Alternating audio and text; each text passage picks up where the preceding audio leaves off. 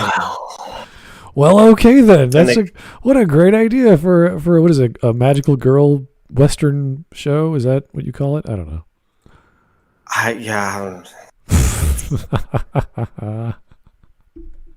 Well, I am expecting it's going to go nowhere, and I do hope it goes nowhere.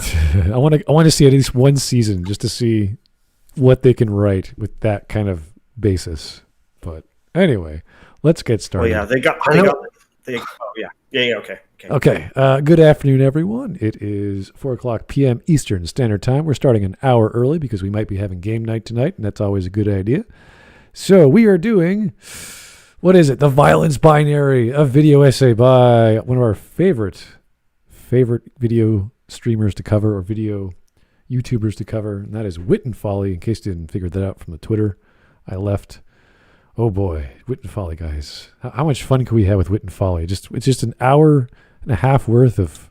I don't know, how much fun can you get putting your ears through a cheese grater? Well, no, she sounds fine. She sounds, compared to other... No. I'm comparing the sensation of watching her videos to putting your ears through a cheese grater. Oh, come on, Shiny. There's all sorts of piano music and soft lighting and lots of... absolute nonsense. All kinds of ramblings. It's great. How can you say it's bad? It's great stuff. The first video I watched with the Smudcast was a Wit and Folly video, and I don't think the scars have ever healed. Well, of course it's never healed because I'm still here, unfortunately. It's a great video because it's 12 minutes long. It's pretty short. It was released a week ago, and this is arguably one of her better, like, more popular videos. It's got 1,300 views at least, so that's pretty good for her channel, which is almost 4K subscribers. So pretty good ratio for subscribers to view count. So I think it's going to be a great video. I haven't seen a second of it, so I don't know what the heck it's about, but I can tell you right now, it's going to have some piano music, and there's going to be some Joseph Campbell. So that's what I know for sure. Possibly wombs. Possibly some sexual innuendo, reference to the vagina or the female reproductive cycle. Definitely something along those lines. Yeah, I'm guessing. So, fun times. All right, we should get started now. Everyone's, I see, is on the watch together. We can get going. All right, let's do it. Violence and death. Oh no. Death.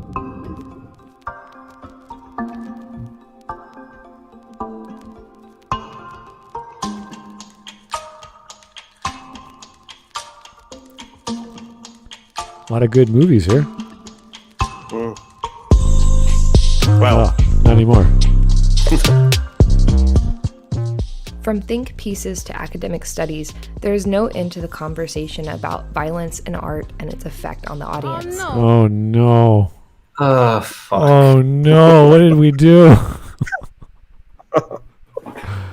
So it's going to be this. We've gone back 20 years. What happened?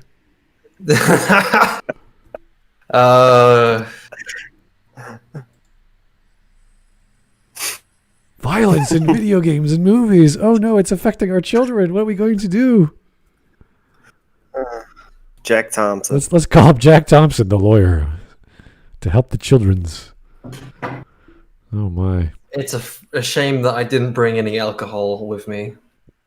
I'm already happily. Well, I only had a beer. I could have done another or two, but yeah, I could use more booze. That's true. That's a good idea. Anyway, that's so Skaven super chat. Thank you, sir.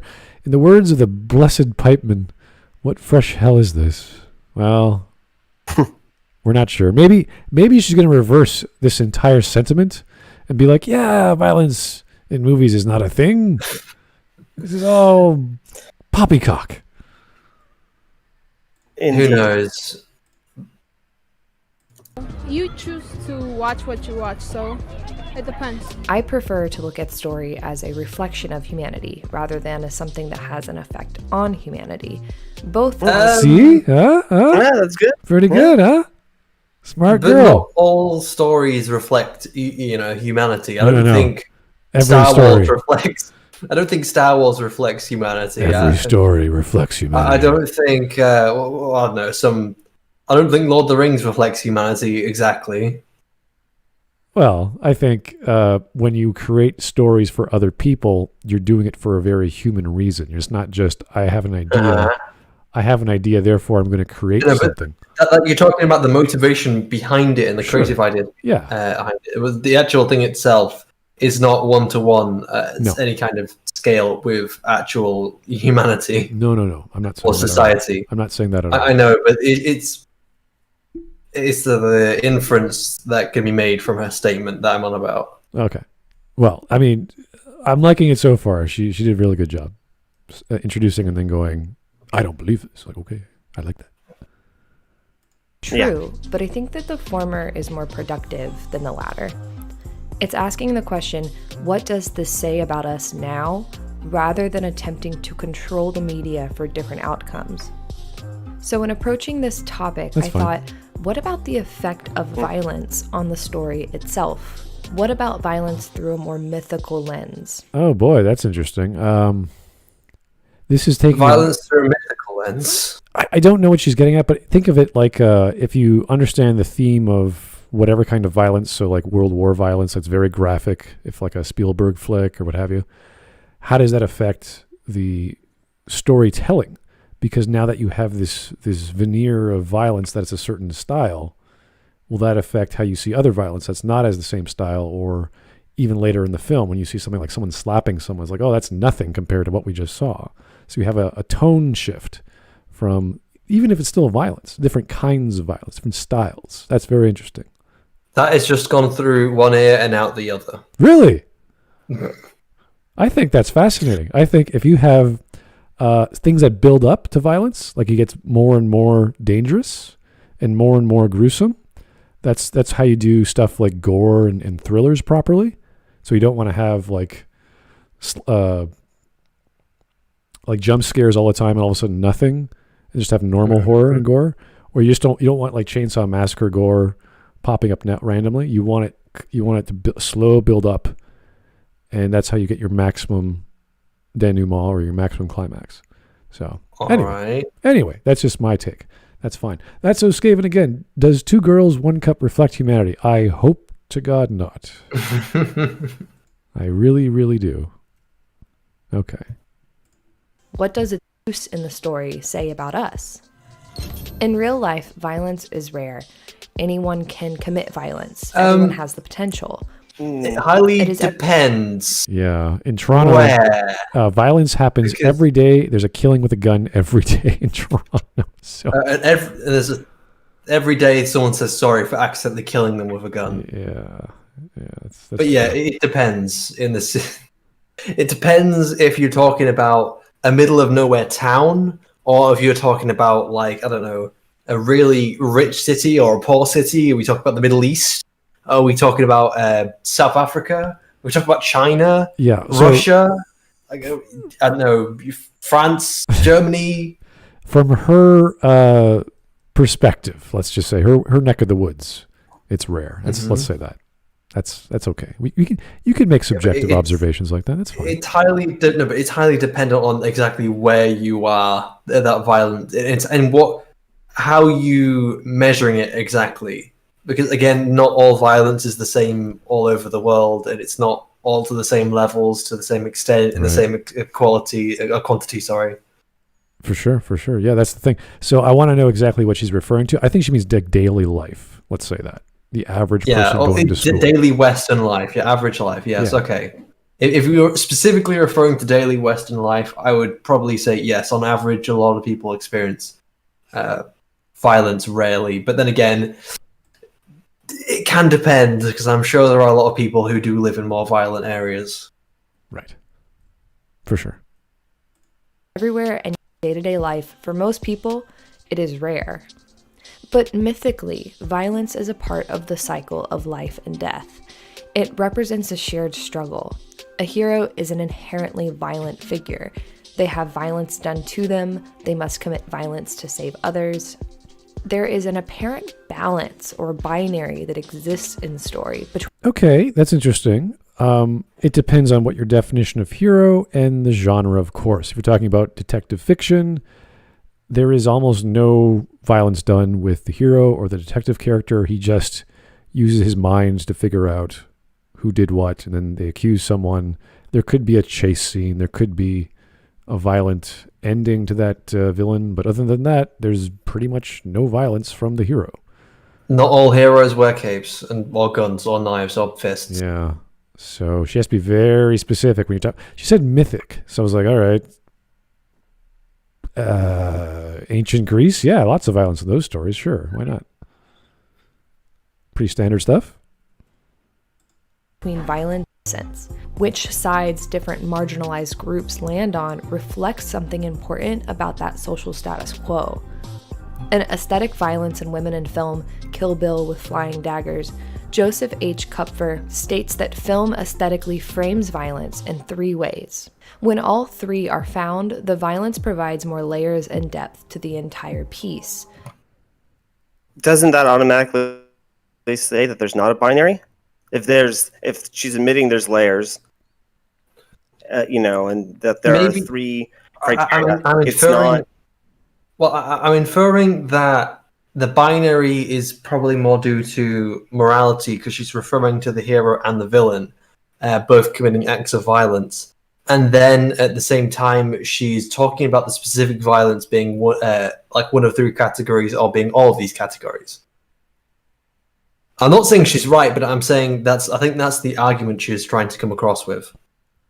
And this is in the context of females she was referring to this book. So let me just rewind there. Aesthetic violence and women in film. Well, aesthetic violence and women in film. Oh, sorry. So it's aesthetic violence and women. All right, so it could be towards women or by women, et cetera, et cetera. So, well, it could also just be tangential. So, like, if I just put, I don't know, my book about Star Wars and magnets, it's like the magnets is like just a tangential thing there that's maybe not... if you just pick out a quote, it's more likely going to be due to the Star Wars aspect and not the women aspect or the magnets aspect. Yeah, I see what you're saying, Shiny, but let's actually... It could just be... Yeah. It could just be attached. I don't see how a gender is attached to these 3 things. I would assume someone writing a book would say something and something. They would connect those 2 very well, I would hope. So, okay. Structural violence is the most noticeable. It's stylized violence. It's how violence is framed, how the characters move across the scene, and how it contributes to the cinematic Or like experience. choreography? It's what makes the violence in this scene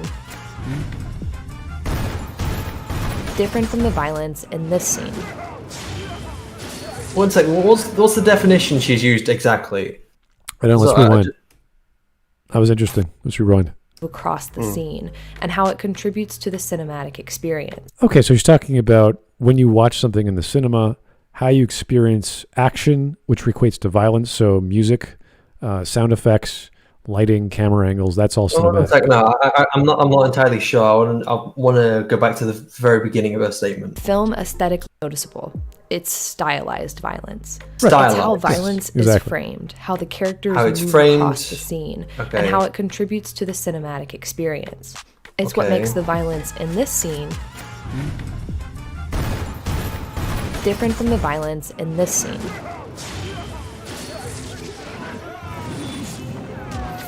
Violence as a symbol is... I don't know, what's the difference there? Because you're talking about... What's you trying to say that the other one isn't cinematic and stylized? Because at that point you are using magic and colorful magic at that. It seems a little bit stylized to me and for cinematic effect. Well, they are obviously different, but I know that they're different, but one of them seems more like it's at the same time she's looking at something like what's it called? Sherlock. She's looking at something like Sherlock and how that's stylized, because at least I think she's inferring that because she's showing that on the screen of a stylized violence. And then she's showing something which seems to be in a more... I haven't seen the scene, but it seems to be in a more comedic setting where the guns are firing to the music and it's a bit more over the top. But the same criteria that she's used to define it could be applied to this other scene that she was showing, that was saying that they were different. Yeah. They're obviously different, but how does one not apply to the other, the specific thing she's been talking about? It's like you have a list of 10 criteria, like this music is being used, this timing is being used, guns are being used, whatever, like the effects are. They all have the same elements, just different contexts and different content. So guns, one has medieval weapons. At the same time, you could say something like John Wick was stylized. Yes. You could say Star Wars lightsaber choreography was stylized. Yes. Because it's stylized is often a very generic term, and you often have to, I don't know, define a bit further on what particular you're talking about. I agree. Because there's these styles within styles at that point. What sub-style or larger style? Because it's like you can go, there's karate or there's kung fu, and then even then within karate there are different styles of karate which keep going down to different ways of doing this, that, or the other. Yeah, So I don't know. like, She's being very general, and yeah, she's not defining what exactly is different, aside from saying they're different. And we know they're different. Everyone can see they're different. We don't need a book to tell us that this is stylized or symbolic or this or structural or whatever. It's like, what do you mean, Wit and Folly? What are you actually trying to say to us? We're not sure. It's great. It's like, look at this structure. She has very what is it? Almost poetic kind of structure where she says she tries to trim out all the fat of to make it as direct as possible. But in that, if you're not already on the same page, you lose it. And because it's only, 1 point, or one explanation per point, if you can easily misunderstand what she's saying. It's a big problem in a lot of the videos I've noticed, is that they want to be as concise as possible, but in doing so, they don't provide references, they don't reiterate, they don't give you enough to really build a context, to have those context clues be firm. Yeah, so we're pretty much going, the general idea makes sense, but you're not actually showing or telling us what the hell you're talking about. So, yeah. Anyway, let's keep going. It's particularly interesting because if it's soaked in too much symbolism without structural or narrative reason behind it, it doesn't land well. Or when the violence is specifically towards women, it will carry a symbol or metaphor for women and not for men. Okay, that's completely different to what you've already just defined. When you're talking about style, like you're suddenly jumping from style to say that violence against men and women are different. I would agree with you there. When violence happens against a woman, the attitude, especially in a narrative or even in real life, is different to what would the same thing would happen to a male character. But that's different from style. Yeah, she's jumping to different arguments now, or rather, content. She's focusing on content specific to male or female, and you're like, oh, okay, that's interesting. But what do you mean? Of this, again, it doesn't land well. Implied violence can be poetic. It doesn't have to be. Well, it doesn't land well specifically because it's against women. We don't know. Okay. It doesn't land well. There's a women in it. Like, why? How? If you do I guess it's if you do too much violence towards women, then it doesn't land well. Yeah, it's symbolic, but you can't do too much symbolism, and it has to be literal. And it's like, okay, but then if it's literal to women, it's bad. You're like, why? And oftentimes this is mostly seen in films targeted towards kids, but it's also commonly used in films which contain so much violence that it acts as an exhalation. So I think I've missed it. Can we go back? Because I'm trying to understand what she's saying. Is ignorant of this, then again, it doesn't land well. Implied violence can be poetic. It doesn't have to be on screen, and oftentimes it shouldn't be. This is mostly seen in films targeted towards kids, but it's also commonly used in films which contain so much violence that it acts as an exhalation during an otherwise intense moment. Implied violence. What is she referring to? Exhalation. I don't know. Inferred violence, I think it's Yeah, well, it's used more for kids because they have to tone it down for them. It's a tool which can be used because if you allow the mind to come up with something horrifying, it's probably going to be something more graphic than what you could actually create. So that's why sometimes when you infer something that's happening, it can work a lot more effectively. But that's anything. That's not necessarily violent. That could be anything off screen that's implied. Mm-hmm. So subtlety is great, but what are you talking about? Violence is bad, guys. Oh, women in violence are bad. Hello, so far, you've missed about 3 minutes of nothing. Nonsense. Oh, good. Okay. Yeah, it's fun. Afternoon nonsense, I guess. Yeah, pretty much. Yeah, we should rewind this. I sort of lost track. Let's go back with 10 seconds. No. Towards kids, but it's also commonly used in films which contain so much violence that it acts as an exhalation during an otherwise intense moment. Okay, exhalation meaning you are holding your breath maybe for something to happen and we don't see it because it's off screen or off camera. Like in this scene, I guess that could definitely have a different impact on the viewer. So, you know what? In a book, it's the same thing. Because you're describing the same thing, whether it's on the page. It's like he gets hit by buckshot or whatever. I don't even know what happened to this guy. But it seems as if someone had a bomb in them and he's like getting shrapnel or what have you. You would still have to describe that on the page. So it's all when violence happens to a man, it's all part of the plan. But you beat up one little old girl on the screen, and suddenly everyone loses their minds. One little old mare. I don't know. She's getting to some point. We'll get there soon. She did talk about that just a little bit, where she was saying, what was it? Violence against women and men have different narrative reactions or audience reactions, which she was right, but then all of a sudden she very much jumped that out of nowhere and then jumped off of that out of nowhere. It's like, okay, yeah, wait, where the hell did that go? If you do too much of it, then apparently that can have backlash or something. I like the idea that you read this. Well, violence against men and violence against women have totally different audiences. Well, audience reactions. Yeah. Response theory. Again, Dev, your mic seems a bit too much on gain. Really? Like it seems to be a bit more compressed. Oh, I couldn't tell. Like it's. I'm getting a bit of noise in there as well. Well, sing a song while you're changing it.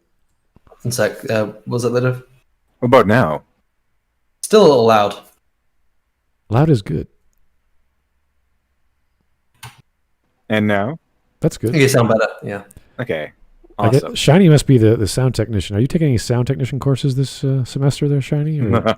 No, I have good ears. Oh, that's how it works. Okay. Here's Taker 610. Wrong. Batwoman getting beat up is hilarious. I agree. That's a great show. Remember an Angry Joe? I remember Angry Joe video where he's talking about Mass Effect 1 or something like that. He talked about how he punched out 2. I think it was 2. He punched out the reporter who was like, "Hey, aren't you Commander Shepard?" For some reason, it was a very hostile reporter. And he's like, "Haha, violence against women is funny." That was an Angry Joe. I think it was 2. I think it was 2. And then the third one, in the third one or whatever, she fights back or something. You can still hit her though. Yeah. Yes, you could punch the reporter 3 times in each game. It's great. So. But that's violence against women. That's sexist. I was disappointed about that inclusion in there because I can only do it 3 times. Yeah. In my settings, it was turn up to 80. Usually it's supposed to be 50. Is this better? You're softer. Okay, that's good. Softer is not good. I want loud, Shiny. I want you loud. Loud as possible. Fine. Give me a moment. He wants you to scream in pleasure. Well, maybe not that loud. No. Go blank somewhere else. Maybe not screaming in pleasure. To a Wit and Folly video, that'd be pretty amazing for Shiny to do. So, yeah, go ahead, Shiny. Ecstasy. The rapture. Shiny screams in pleasure at a wit and folly video. You truly are lost. There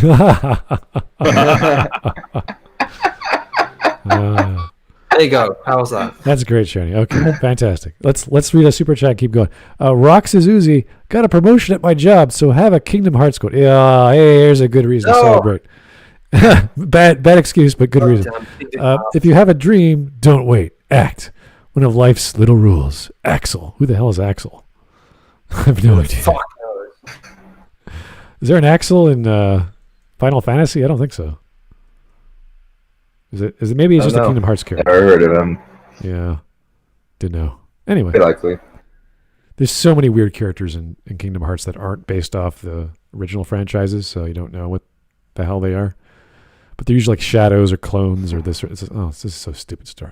I guess we have to play Kingdom Hearts now or something. No one is playing Kingdom Hearts. You don't understand the deep themes of Kingdom Hearts. Deep themes. They reflect the scars on Sora's soul. Oh, Then we can watch Then we can react to the Patrick Willem and Just Right video. I tried on watching Kingdom Hearts. 10 minutes of that. I couldn't even do it. It was so bad. Wait, Just Right and Patrick Willems? Yeah, they met in person and had a discussion about Kingdom Hearts. Oh my goodness. Wow. Patrick Willems and Just Right talk about Kingdom Hearts. Huh. That's going to be a 3-parter. No. It's only like 15 minutes. They barely talk about anything. It is so utterly boring and bland. 15 minutes? Okay, a 4-parter then. It's for the health of everybody. And Patrick is just sitting there going, "Oh, okay, but how about this?" It's like, "Oh, Patrick, stop faking it. Just please stop acting." Shut the fuck up. Anyway. Oh, no, let's back to Wit and Folly. I completely forgot. Oh, yeah. So, violence in The Kingsman is good because man, and it's off screen. Therefore, good. Kingsman. I don't know if they're good movies or not, like objectively. I've never seen one. They might have a lot of problems, but I really enjoy them subjectively. I've seen the first one. I don't remember much. Then again, I have not seen a lot of them. Galaxy far, far away. Then again, as I always I have say, not seen. I'm a liker of things, actually, believe it or not, contrary to popular belief. Okay. You're a liker of good quality things. Not even most things.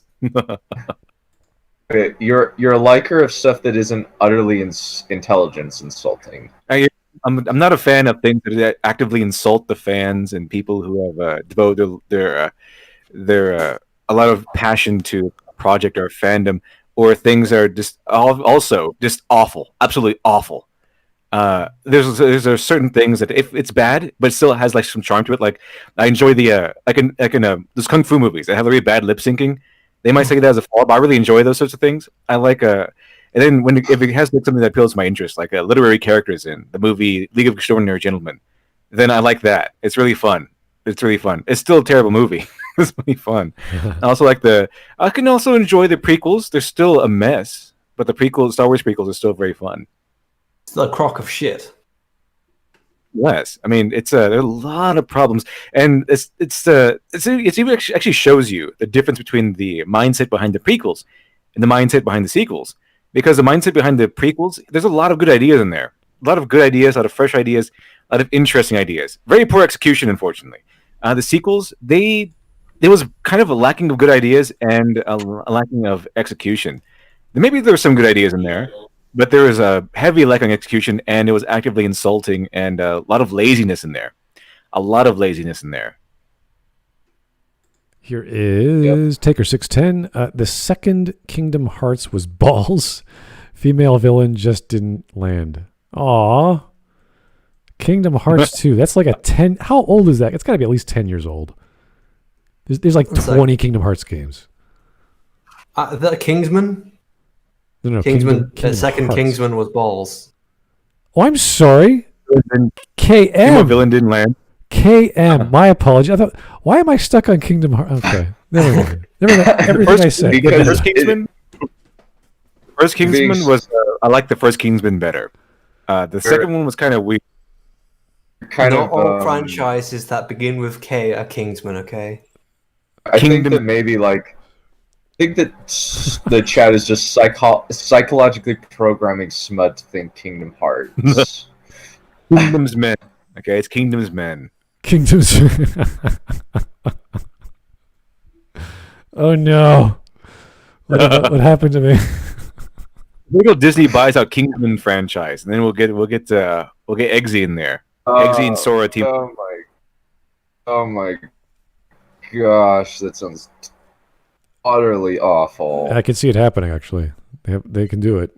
I don't know why they'd want to, but they can do it. They have the power. I've got the power. They have Shut the fuck up, Dunn.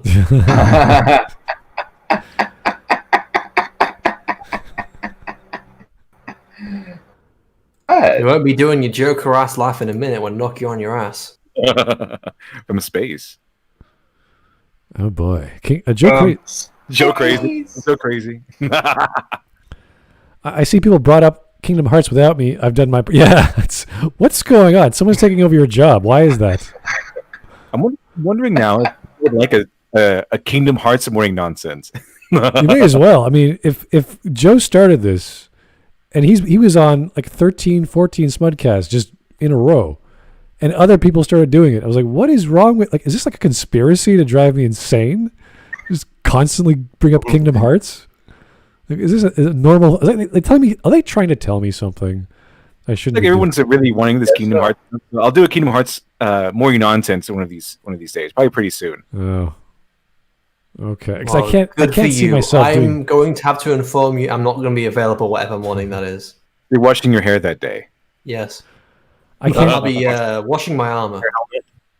I can't imagine I've got to polish my myself or anyone doing an analysis of Kingdom Hearts from start to finish. It would take too long. You'd be lost. You'd just be utterly confused. What is going on in those games? Really, it's a mess. So You're solid. What do you think is more confusing, Metal Gear Solid or Kingdom Hearts? I'm going to be on Kingdom Hearts. Kingdom Hearts, yeah, I'd say so. Because you have weird Disney characters all over the place, and at least like maybe Hideo Kojima could like has something like kind of coherent, and you can like figure it out. I don't know. Maybe I haven't played Metal Gear Solid, so I can't comment that much, but I imagine it's pretty confusing based on Jeremy John's spoiler for the Phantom Pain. It's just like, what on earth is going on? Yeah, no, there's so many elements in Kojima's, but he generally has an idea and he sort of runs with it, and then he might reference it later, but other than that, every game is like, I'm going to do another crazy plot reveal. It's like, why? You don't have to. It's already confusing. Because reasons. Yeah, he likes that. Anyway. Because of the wonderful things he does. Because of the wonderful, wonderful things he does. Da-da-da-da-da. Love to see Kojima, the wonderful Hideo Kojima. Oh my goodness, sir.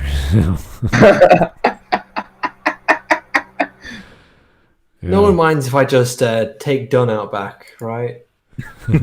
I'll fight you. And I don't. You're gonna win. What the fuck are you gonna do? I'll hit you. Oh, you scary fists. Actually, No, I never said I'd hit you with my fists. I'm gonna hit you with a sword. Oh my god! Holy shit! What are you gonna do with a sword at this distance? He doesn't fool around. If Sherlock Holmes is topping anything, the Mormons are actually ninjas. So. I'm gonna hit him with my sword. Yeah, that's a pretty interesting story. Ninjas. Mormons, yeah. Ninjas, gone ninjas. Yeah, okay. I'm just gonna warn you that a gun versus a sword, the gun usually wins. Not if you cut the bullets in half. It's not how anything Oh my god! works.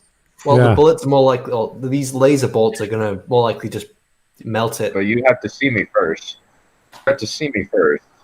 I've got night vision goggles. Fight me. All right, gentlemen, let's keep going. I think we're rambling a bit too much here.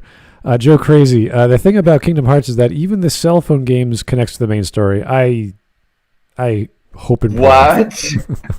they make some inkling of sense. So, anywho, let's. That's a high bar. Yeah, What a high bar. It makes some inkling of sense. let's When just, the first one came out, I found the first one enjoyable. That's the only one I've ever played. yeah, for like a few hours for me, and I went, okay, this is way too much stuff. There's so many things happening. I can't take it that much. That was like, we're talking 4 or 5 hours. That was a lot. You know, Dunn, I've got another reason why you don't want to mess with me, because I have a rocket launcher, and you don't want to disagree with someone who has a rocket launcher. The launchers I solve might most problems. disagree with you over. I've agreed with all of your opinions so far. Okay, let's keep going. Violence is also used to avoid showing sexual violence towards women. We're not through yet. Which can be overwhelmingly distasteful. No, but sexual another thing is that it's very difficult to show on film. Do you know why? Because it's going to really increase the age rating of your film, which means that very few people are going to watch it. I think the Kingsmen are rated R, aren't they? Well, no, Yeah, the he's Kingsmen talking are about what's it called? American Psycho. Yeah, American Psycho. And it's like, but I'm sure if they did show that, like the rates, I don't think they can go for a higher age rating. Obviously, it also sort of something they just don't have to show. It's not necessary. But even then, like, you can't just say this is bad because sexual violence against women. It's like, what do you mean? What movie? Because that happens in lots of films. So why is it happens bad? all the time in Game of Thrones. She's saying that, you know, the reason why they don't show it is because it's distasteful. In American Psycho, they show a lot. Not all the violence in American Psycho is implied. Some of it is rather not implied. What happens? Someone drops a fucking chainsaw down a staircase. Yeah, they need to see it, and then a weird childlike drawing of it. Right. Yeah. So there's lots of ways to do violence, and I agree it is distasteful, but that's kind of the point. And he hacks Paul Allen to death. I guess what does implied mean? Like this, you don't actually get to see the blade enter the skull or something. Yeah, it's all off camera, or something happened, and they're no longer in the movie anymore, or what have you. So that's fine. It's Paul Allen. It's just like a hack with Paul Allen. It's like a hack down on him, and then he's sprayed with blood. You don't get to see.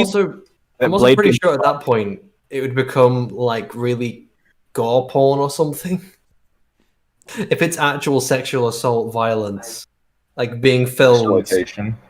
Exploitation film stuff. Yeah, exactly. Well, no, I'm pretty sure at that point it'd just be pornographic. No. It's exploitation films. Yeah, exactly. Exploitation films. Yeah. So it's really with the horror genre, what they take is the normal like 70s, 80s horror, like kids in the cabin in the woods or whatever, and it has violence and nudity and sex. And that's like a step above the normal like Jason, Freddy Krueger stuff. So usually violence is done for some reason, like it's an action scene, or it's showing you a character, or perpetuating the story, or something like that. The reason why they cut out the violence during that scene in American Psycho is because we don't really need to see that violence. It just shows us the instruments. Showing the violence after that would be really gratuitous and would take away from the story a little bit. And we already know what he's going to do. We just need to see the aftermath. Now, when he's killing Paul Allen, it's to set up the fact that he is, insane, and how he works. Doesn't need to cut away from that, because it shows us that from beginning to finish, how he does these things. And then what he does at the end, where we could see him after he's killed Paul Allen, and we can see that he's not really bothered by it. He's just like, it's going to light a cigar.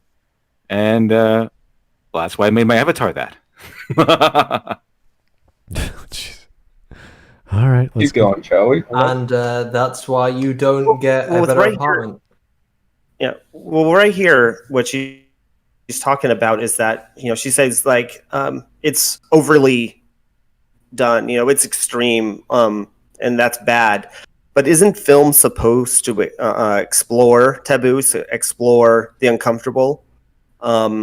Ideally, not always. I mean, there are, I don't think she's saying it's family bad. blockbusters or whatever. But I don't think she's saying it's bad. I think what she's saying is that purely the reason why it's not shown is because it's distasteful. Well, just go back a little bit and let's hear what she said again, because I'm pretty sure she's saying that it actively is bad. An otherwise intense moment. Implied violence is also used to avoid showing sexual violence towards women. We're not through yet. Which can be overwhelmingly distasteful to the women in the audience. Okay, so so specifically because it's uncomfortable to the women in the audience. Okay, sure, but it's also more difficult to pull off because you have to show like a blade penetrating flesh. So you have to get a prop, you have to get a fake blade, you have to get your blood prop, you have to get all these things to do just to make this scene. So it's all this effort for like a 2-second scene of a blade going through a breast or whatever. So that's a lot of effort, and it's easier, and it's actually a better effect not to do that. So, hey, can you guys hear me? You're very, very light. Ah, geez, not again. I'm trying to mess with the settings here. I just wanted to quickly jump in for a second here.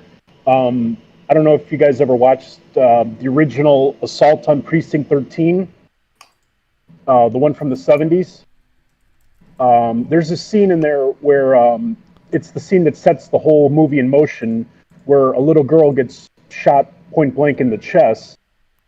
And I remember reading when they first showed that scene to like the ratings board, they wanted to rate it like adult rating or X rating or whatever, and you know they were gonna like cancel the whole movie altogether because of that one scene, the scene that set the whole movie in motion. I think they managed to keep it in. I don't remember. It was a long time ago I read it, but it was like they viewed it as a very graphic scene, that little girl getting killed. Yeah, I think we can try and move past the statement now, because I think it's fair to say that, you know, women in the it's distasteful to, well, she's saying specifically women in the audience, which I suppose could be correct, yes. But I think it's just generally it becomes distasteful because that's what gore is supposed to be. Gore is supposed to be distasteful. But Right. she's not wrong. She's not wrong about her statement. It's done because everyone would be disturbed by it. You know, men don't like seeing women in pain either. Mm-hmm. Well, That's why people don't they're like people staying in pain. the tool. I mean, sociopathic. people tend to disregard violence towards men. I mean, it's a little bit more acceptable. But they usually use like consciously used. If you're going to paint a person as evil or particularly sadistic or cruel, to have them commit violence against women and children, it's just a tool Not that's just the used. women. Pretends to be.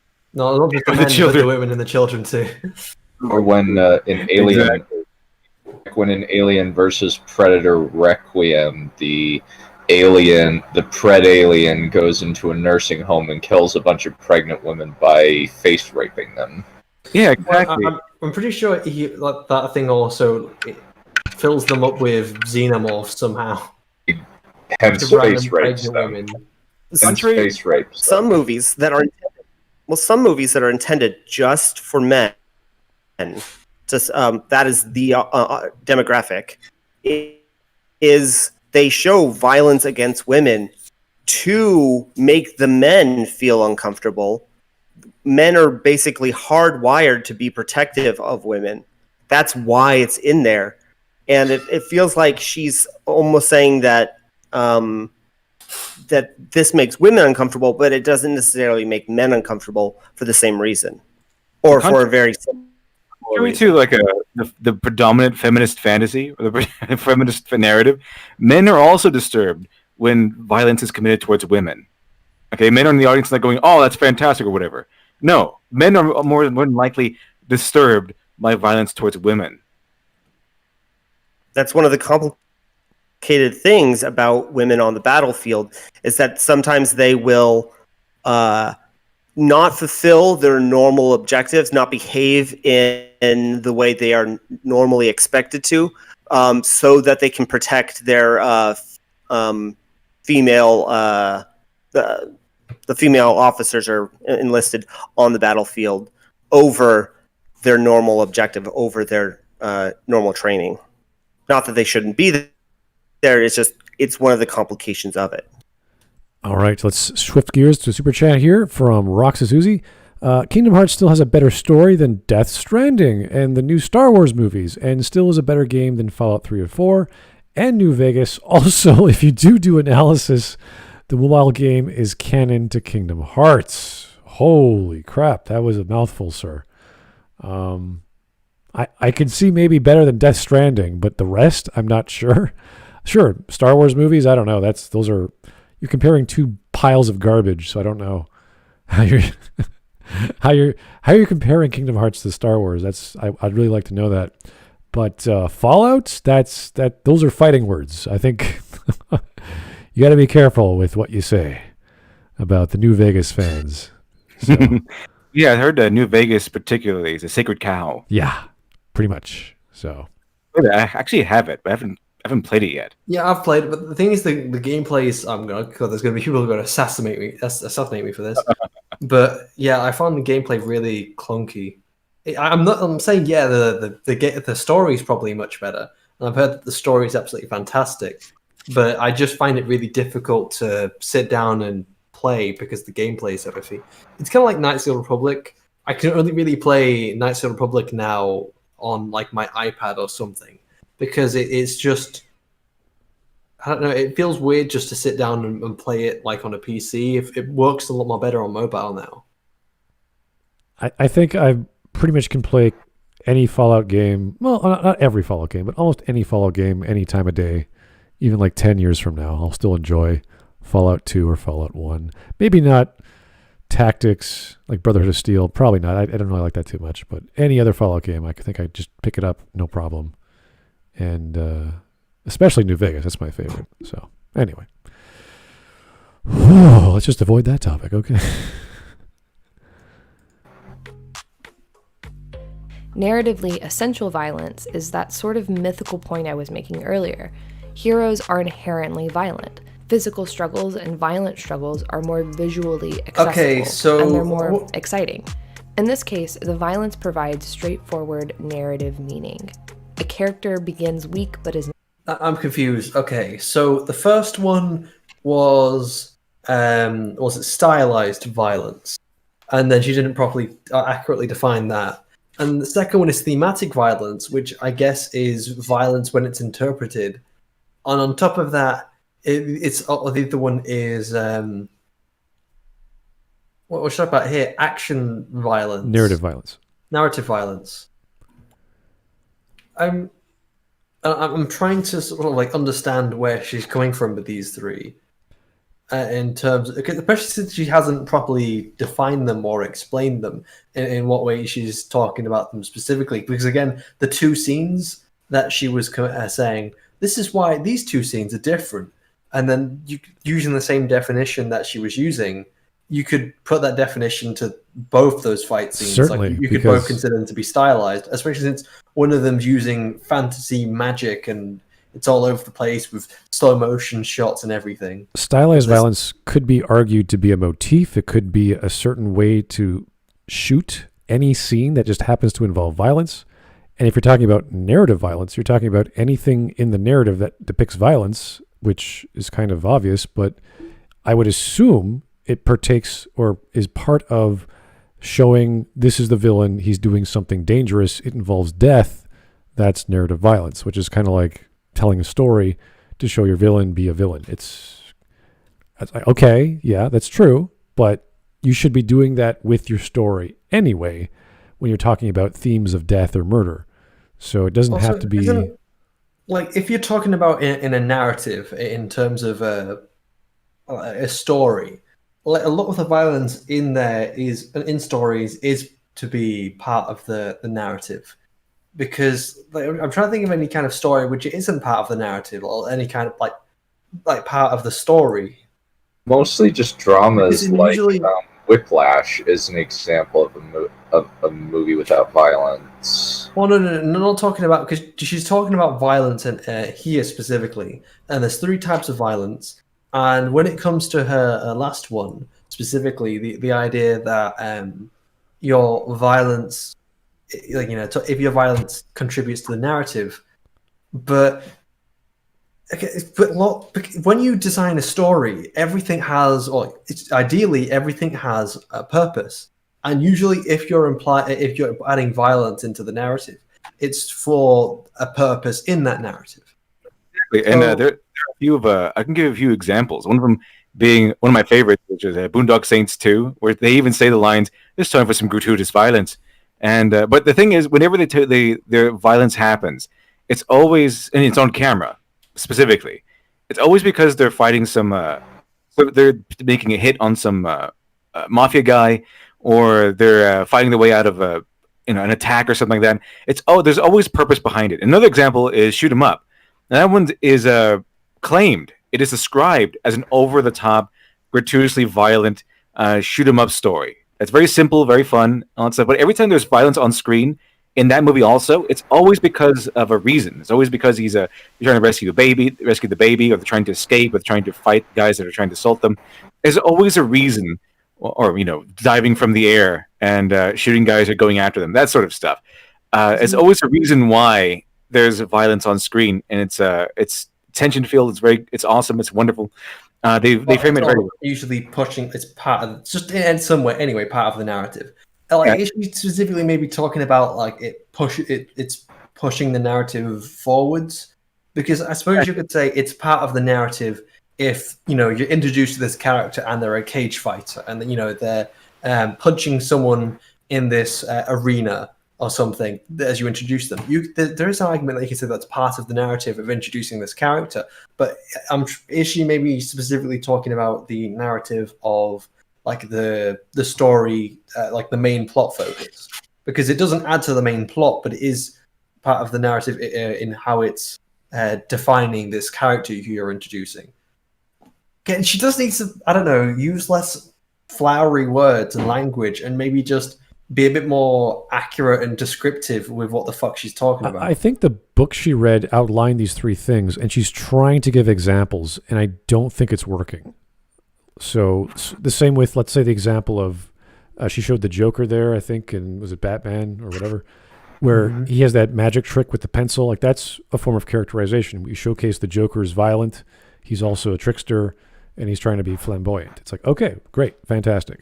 Then again, remember that same movie where he captures he kills that one gangster because he's going after them, and then they take over, and he breaks that pull cue in half, and he throws it on the ground, throws the sharpest one on the ground, and says, "Okay, you fight to death, and the last guy's alive gets to join the gang and survive." They didn't show the fight because they didn't need to. That would have been gratuitous. There would be no reason why they would show the fight, because it's not like the guy is important or anything like that. But the main topic there, the core element of that scene, to show the Joker's cruelty, to show the Joker that he doesn't really care. It's just he's very chaotic. That was what was supposed to be. Now, in an action movie, when you have violence on screen, like my previous examples, the core of it is the violence is introducing the danger. It's supposed to give us the danger that provide the danger that the hero is fighting through. And even though we might know that he's going to get through it, we don't know how he's going to get through it. He's going to get injured. What's going to change from the beginning of this fight to the end? And so the core of those scenes is the violence. So it needs to be on camera. So that's the difference there. When it's off screen, it's not necessarily because it's too grotesque or something like that, or it's going to offend women. It's because it's not necessary most of the time. Now, quality may vary. There's also another moment in The Dark Knight, actually 2 minutes earlier, where he puts his mouth in Gamble's mouth, and all you see is his minion, just looking at him, and he just flinches back as if he's seen a Lovecraftian monster. Exactly. And that's way more effective. That's actually way more frightening, because it's just like, what the heck did he do to this guy's face? Precisely. And the reason why they did it that way is not because it's grotesque or something like that, because we see far more grotesque things in that movie. It's because the violence wasn't the point of that. It was to show us that the world around the Joker, even in the criminal underground, is horrified by his actions and what he's capable of. That's what it showed us, the fear. At the moment, she's not saying anything about these three types of violence, or the three ways of doing violence. In fact, she's inferred that if you do the stylized, the inference, and the narrative, that makes the best narrative action. If it's narrative violence, so far she hasn't said anything. 1 second. went off a tangent of we what's. went on a tangent, but yeah, she hasn't said anything so far about these 3 types of violence, other than she randomly jumped on other random tangents on the way that didn't really. On a random tangent on the difference between narrative violence and unnecessary violence to show on screen, and the reasons why violence is chosen, and reasons why violence may not be chosen to be shown on screen. There's kind of a suboptimal or optimal suboptimal equation that kind of goes into this, is what I think we're kind of getting at. And I don't know if that's really going to enter the conversation from her point, but it's not necessarily that it's bad or good at different points necessarily. It's that it's not necessarily effective or optimal for the story that you are telling or the conclusion that you come to at the end. I think my biggest problem with her statement so far, she hasn't said anything per se which is like off. I think she's just very inaccurate with what she's saying, and I'm not sure these definitions.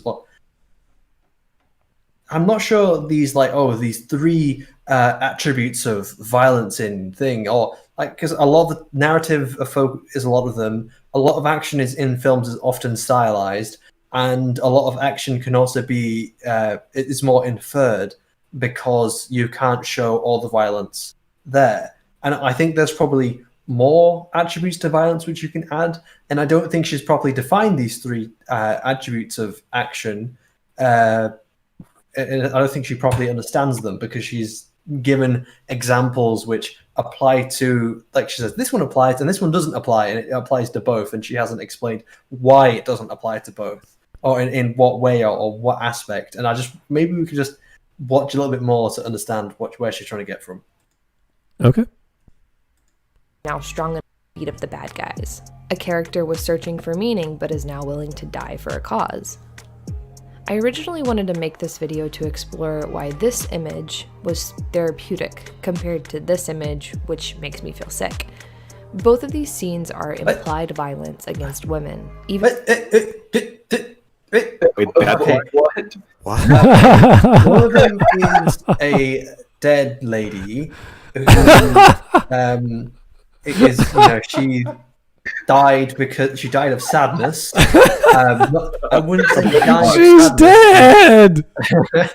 I wouldn't say dying of sadness is, I don't know, particularly what's the specific word used? Therapeutic? And I wouldn't say that's violence against women either, because it's sadness. And then over here, I wouldn't call that violence either, because Kylo Ren is like bringing Rey to life. Is bringing someone back to life violent? How's that violence?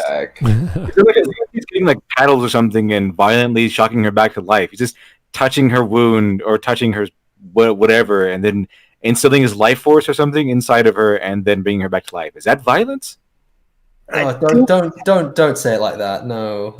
No, I think this is actually I don't remember the name of it. It's a logical fallacy where you define something so you exclude the definition of something so completely that that it's like that only one thing really exists.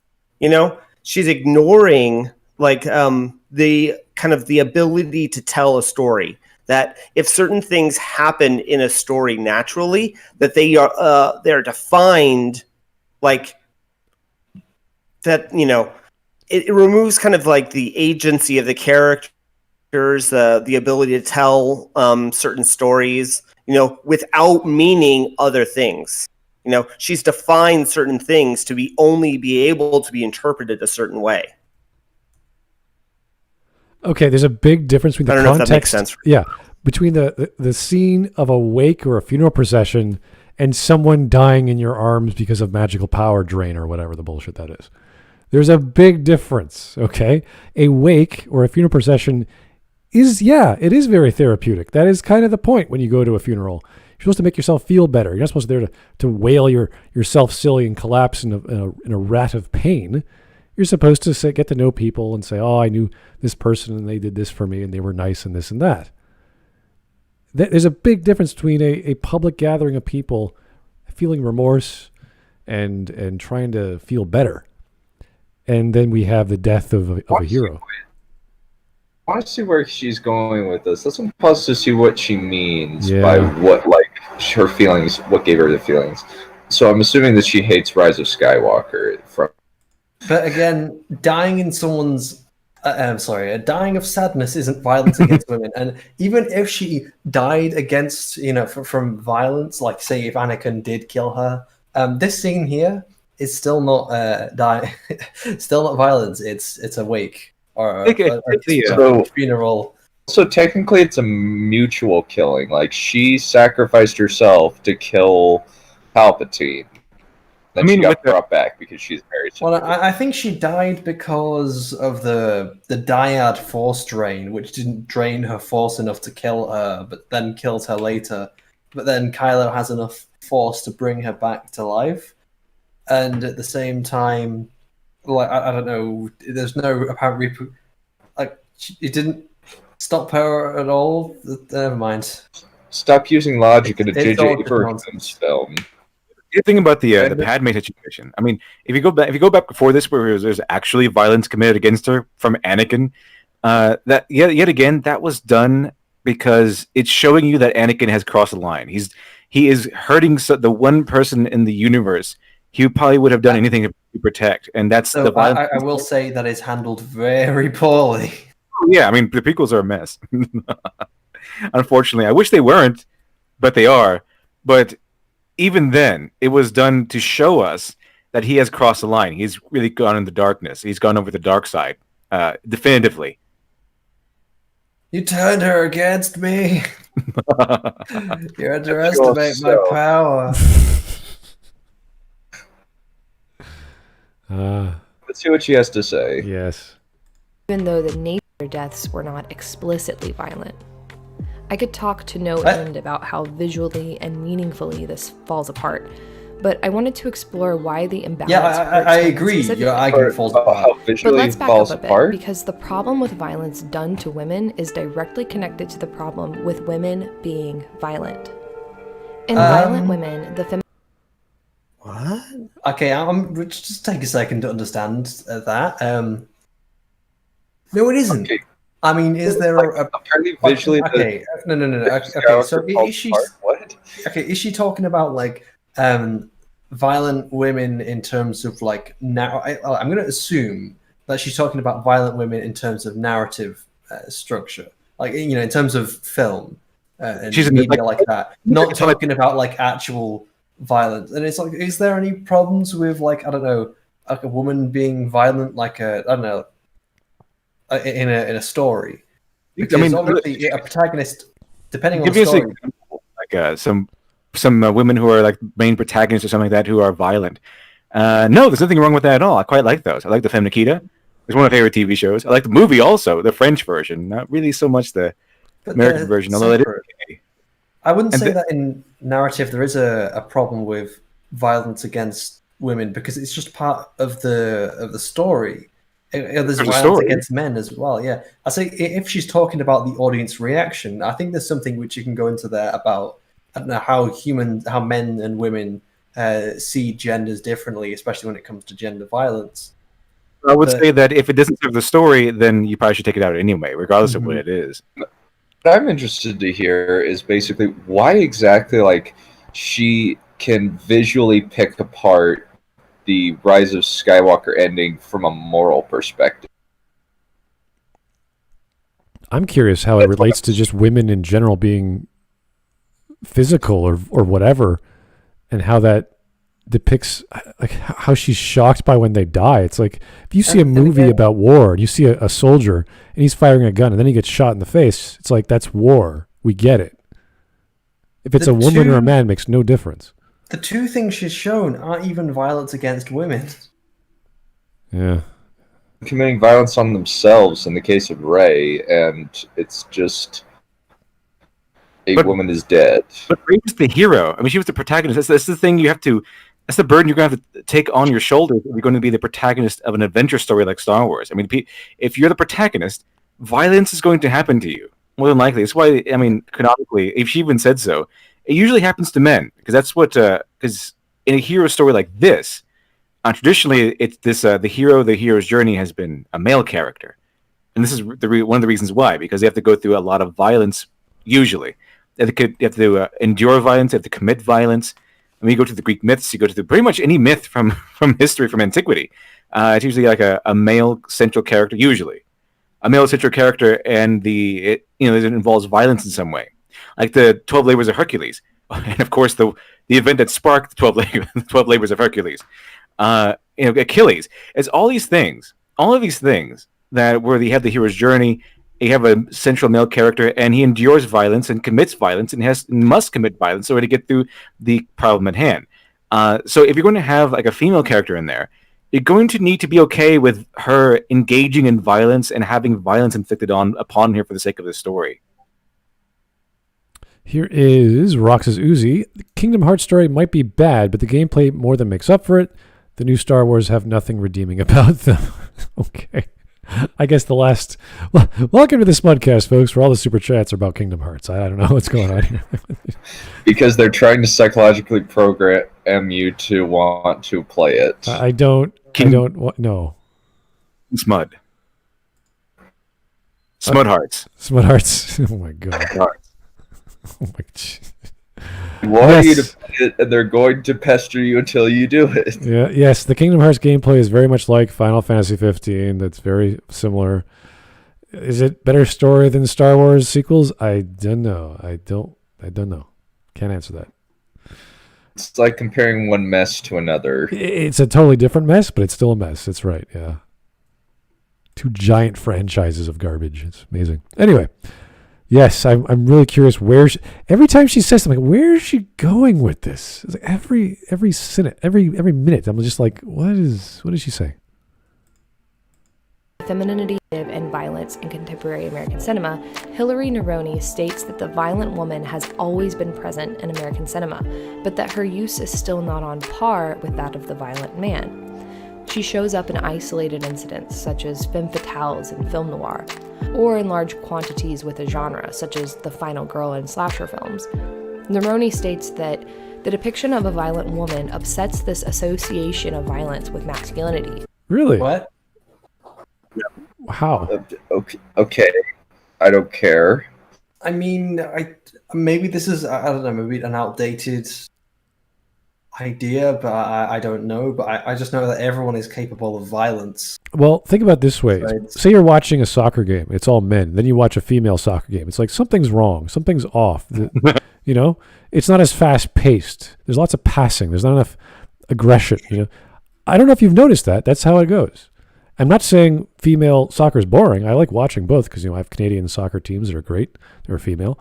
So, but there is a big difference. And the same with murder mystery stories. But, if you look at I'm not sure that I've never been upset by, I don't know, violent women in stories. I'm trying to think of anyone who's been upset by violent women in stories. Yeah, well, you said that they're kind of regulated to certain genres, but the thing is, a lot of predominantly violent men are also regulated to the same genres. They kind of share the same space. Yeah. You can have violent women in all kinds of stories with violent men. That's pretty normal. I mean, they are correct in saying that violent women have always been a big part of American culture in certain spaces, in certain genres and everything. It goes back a long way. It goes back a long way. There have been femme fatales and things like that. It goes back a long way in American myth and stories and all kinds of things. But they usually find this version of violent women, like the running gunner, the fighter, that sort of thing. In the same genres, you would find violent men. Now, just because a man exists in the story does not mean he's going to be violent. It's usually because they're usually relegated to the same spaces as violent women. There's action, spy, that sort of thing. Noir, same thing, same spaces. And a lot of the time, for like various reasons, the woman is usually attractive, mostly because she has to be in shape for the action scenes. For sure. Yeah. And it's usually she's the femme fatale or something like that, where she's maybe the enemy or the seducer, seductress. It's a trope. Even when she's on the side of the hero, it's sometimes she starts off as a femme fatale, and the hero, of course, seduces her, or she starts off as an ally and still must be at least relatively traditionally attractive because she's there for a reason. Usually, if regardless of what side she's on, in a film like that, like if it's an action film or spy film, they're going to have to probably do some sort of action at some point, more than likely. Unless it's like from a British spy novel or something, but they still have to do something that is physically challenging. I would argue, though, in let's say the murder mystery genre, the women don't use like giant axes or the big M14 weapons. They're like a Derringer pistol or poison or the dagger. Yeah. It's actually psychologically proven.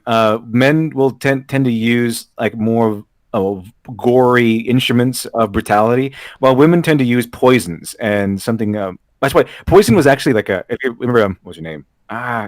Borgia. What was her name? The Borgias. Lucrezia Borgia. She was famous for poisoning people. Poison has always been historically and fictionally the weapon of choice for women who want to murder someone. Usually, it goes along with real life crime. Men tend to use more brutal instruments of murder. Women, not so much. They tend to be more subtle about it, or something like that. It's not as gory. It's just, I don't know, it's a psychology or something. There's actually a comic book I read that's actually independent. I think it's called Lady Killer. It's about a female assassin, and they wanted to kill like a man. That's what they said in their opening. It's not me. It's what they said. It's what they said in their opening. And so that's one of the challenges they had writing Lady Killer was how do you make a female assassin who kills like a man? And what they did was they just make her kill like a man. They make her make gory kills and things like that. So it's different psychology when how a woman usually kills and how a man usually kills. And when you have a running gunner, a woman type, it's usually that's a gory instrument usually. So it's usually associated with. That's why guns are usually associated with masculinity because it's more masculine. It is psychologically we see it as more masculine. Whereas poisons tend to be more feminine, and tools like poisons. That's why they appear that way in mystery novels and things. If the killer is a woman, then they're more likely to use poisons. I'm not saying it's 100% true, but they're more likely to use things like poisons. And if it's a man, they're more likely to use things like guns or axes or something like that. Yeah. Shall we keep going? Yeah, let's keep going. Well, Yet, each moment when the violent woman emerges on a wide scale in film history, the films in which she appears go to great lengths to frame her violence within the very symbolic system that her violence threatens to undo.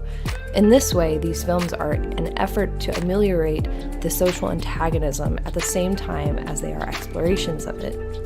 Kupfer provides a similar sentiment. When women start taking charge in ways traditionally enjoyed by men, the meaning and norms associated with gender are bound to change. Okay, Yeah. So I don't agree with her. I don't. The reason why I wanted to stop was because I want to go back a little bit. And she says that the reason why people don't like violence against women is the same reason why they don't like women to be violent or women to be committing violence in stories. And then she starts going on about all this, traditional gender role stuff. But I really don't think it has anything to do with like gender roles. It has more to do with I don't know. There's something psychologically that women need to be protected or such and such. It's men are more able to protect themselves where women aren't, and that's not to do with gender roles in terms of I don't know, like society.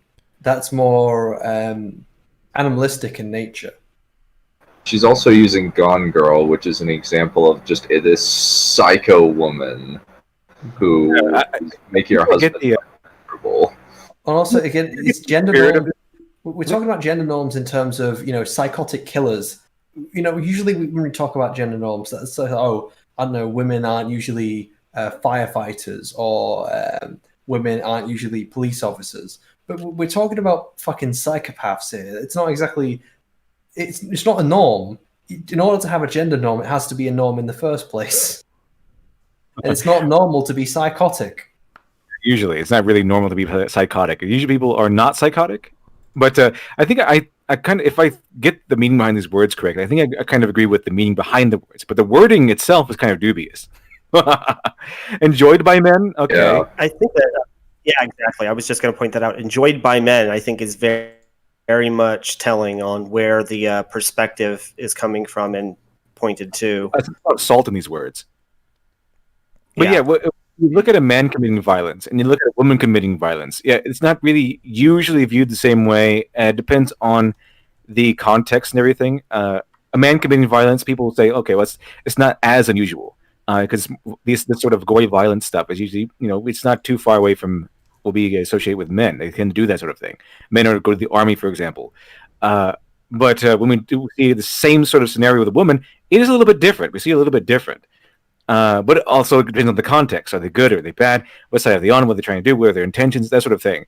Some men find that attractive. I don't know. But it all depends on the context. And there's different psychologies involved. So, yeah, they're bound to change.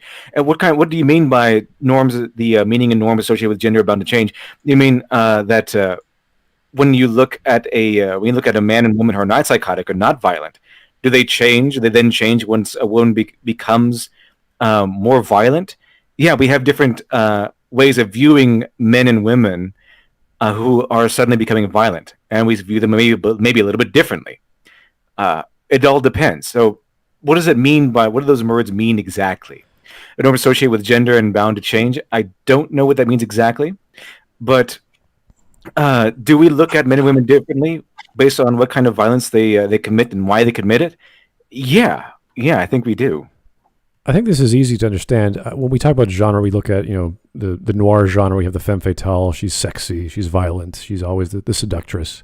And we can look at even further in a franchise like James Bond. There's always the femme fatale, and she's this object of affection. She's super genius. She's also sometimes she's more dangerous and more sadistic than Bond. And she does also often usually die. So there's this disposable woman trope, which is not just found in those sorts of stories, but all throughout literature. And they're the symbol of affection or the symbol of purity or this or that to represent the thing you've lost or the thing that is now driving you to do something. So that's pretty common. And to put this in place and to compare it to men is like, yeah, you can do that, but what's the value of doing it if there's no inherent value to the person or the character as a representative of femininity or innocence lost or what have you? If you're just doing it to compare, then it doesn't matter. So there has to be something more substantive than just killing off a character for the sake of it. So from the start, it's exactly TLJ. I think the main thing to focus on isn't the violence against women, it's more what she's talking about, or like even or violence, women committing violence. She's saying that people don't accept, people like women being violent in films, or she's heavily inferring it, or it makes people uncomfortable. When the whole reason why it's a trope is because it's people enjoy it in that way. People enjoy the femme fatale for one reason or another. And she said the disgust behind why someone doesn't like women in violence being committed against women is not. It is not. I wouldn't say this. It's not the same disgust as she's inferring that people are doing against women are actually committing. That they're two different things. I don't even think one is disgust because it's estimation. Even if she's talking purely about ignore like the actual reality, just her argument.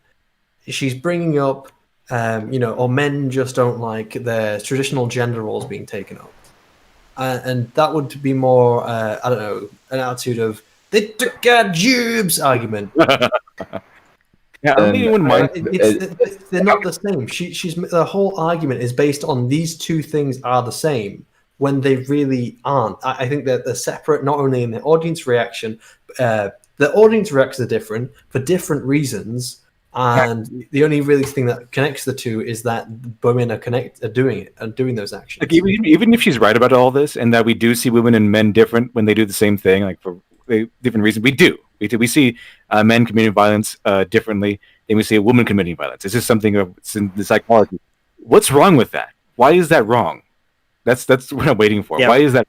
Exactly. I'm not. Don't think she's saying it's wrong. I think that Reality she's is saying that people find. I think she's saying that people find it wrong. I don't think she's saying it is wrong. Weird. Which is But weird because I don't know anyone who does find it wrong. which is weird because 18-year-old me went to.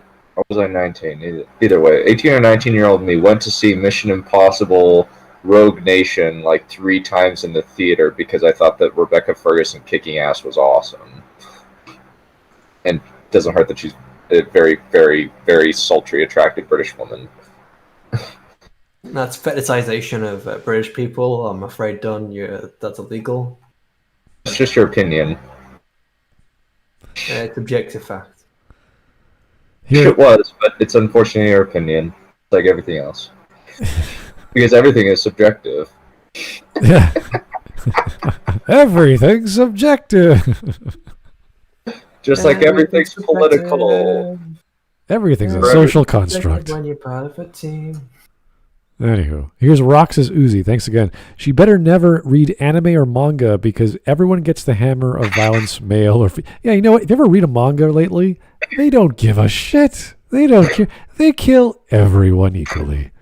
It's beautiful, especially the non-human males and females. They really like killing all the elf girls and cat girls or rock men or all sorts of aliens. They just slaughter them all. It's fantastic. Without a hint of remorse. Just like Anakin. The problem here is that women who take up violence in a story are often given an arc which acts more as a cautionary tale against violence, which then doubles down on the way things are. Men are violent, women shouldn't be. Well, but I think violence is usually always in narrative a negative thing. I'm now trying to think of anything which it hasn't been a negative connotation. War films. It's not saying that usually it's a required necessity to go out and fight the evil. It's not saying it's a good thing, but it's saying that it's a necessary thing to go out and stop it. That's not true. No, it is. Like the reason it's not trying to say it's not. You look at Dunkirk, for instance. It's not a film which is glorifying all this death. That's because you lost. What? No. That's because the British lost at Dunkirk. The reason why violence is good is because it's the ultimate way of determining who's right. Yes, of course. But even if you're looking at, I don't know, any kind of war film that I'm trying to think of the top of my head, it's not trying to say that the violence is good. Right. Again, it's just a necessity that you have to do to stop the evil or in self-defense. I disagree. Something given has no value. When you vote, you're exercising political authority. You're using force. And force, my friends, is violence. The supreme authority from which all other authorities are derived. Dying Ice and Fire is a good example of an anti-war message, especially book 4. Also, violence, speed, and momentum is Dr. Disrespect's mantra. That's his montage. So one of the biggest YouTubers. Plus, violence is seen as the positive way that we get out our physical energy and frustration through combat sports. Football is a violent sport. It's one of the most popular sports in the United States. Video games are almost all violent. No, you're talking about something completely different when it comes to sport. We talk with a specific context here. We're talking about things like murder, war, and violence in terms of causing harm to others. No, it's sometimes good to commit violence against people. That's just true. I seem to recall a lot of stories, especially one was Chronicles of Riddick. The philosophy or the theme of the story was you keep what you kill, which was the whole philosophy of the necrophages or necromongers. Necromongers. Yes, thank you. And that was the whole thing, even to the point of the end of the film. That was like, oh, you did this, therefore now you're in charge. That was the ethic, and that was consistent throughout, even with the heroes and the villains. So I think it's a complete anathema to say that a lot of violence is seen as a bad thing, or we're just doing it out of necessity, when it's what solves the day in every action movie. We like violence. We like righteous violence. We like to see things destroyed that we're against. That's what the death penalty is about. And if it's not violence, we like to see punishment. If it's Then not again, physical punishment, it's death mental. penalties are not exactly agreed by everyone, but hey. Well, then, it's like if you want to live in a violent free culture, you might as well turn on Teletubbies and watch it. No, but we're talking about now violence in terms of films, again, specifically going to violence being caused by people. And she's making the argument that whenever violence is in a film, so if a woman is committing the violence, it's considered bad. Whereas if a man's doing the violence, it's considered good. And I'm saying that it's ridiculous. A lot of stories which I have watched tends to have, this war, it's terrible, blah, blah, blah. Everything from Star Trek to Star Wars, in certain stories at least. No, the thing is that people are not impressed by women's fighting skills unless they're skills. Let me rephrase that. Women's physicality is not as impressive as men when it comes to action, which is why you don't see it that often. It's not the reason why people seek out women. It's not the reason why people seek out women in media. It's interesting and fun to watch a UFC fight. I recall a incredible fight that the first Chinese female champion in the UFC. I think that was an amazing fight. But the tack that you're taking, where like media is morally against violence across the board, I think I understand what you're saying. What I'm saying is that she's wrong because constantly culture is trying to make women more powerful and violent, just like men, right? So the concept is that we as a society think that in a civic space, violence is abhorrent and wrong. And I agree. There's no reason for two people in the middle of the street to start fighting each other. If they want to do that, they should go and figure it out. Don't fall your head on the asphalt or cause a lawsuit or bullshit or break someone's head or whatever it is. But violence for the sake of culture and violence in general in media and cathartic violence and violence against the unrighteous and the evil and the decrepit that want to destroy people, that I don't think is seen as a moral negative in our society, much to the chagrin of people that want a peaceful society. You're talking about enjoying narrative. We're talking about different things here.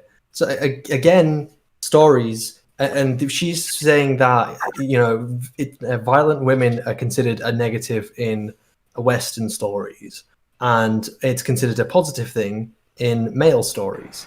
And it's I think the angle she's trying to go down is that it's trying to pacify women or put down the violence women are creating. And even if, because again, you're talking about people enjoy violence, and I'll agree with you there. People do enjoy violence often in a fictional context, in their video games, in their films, action.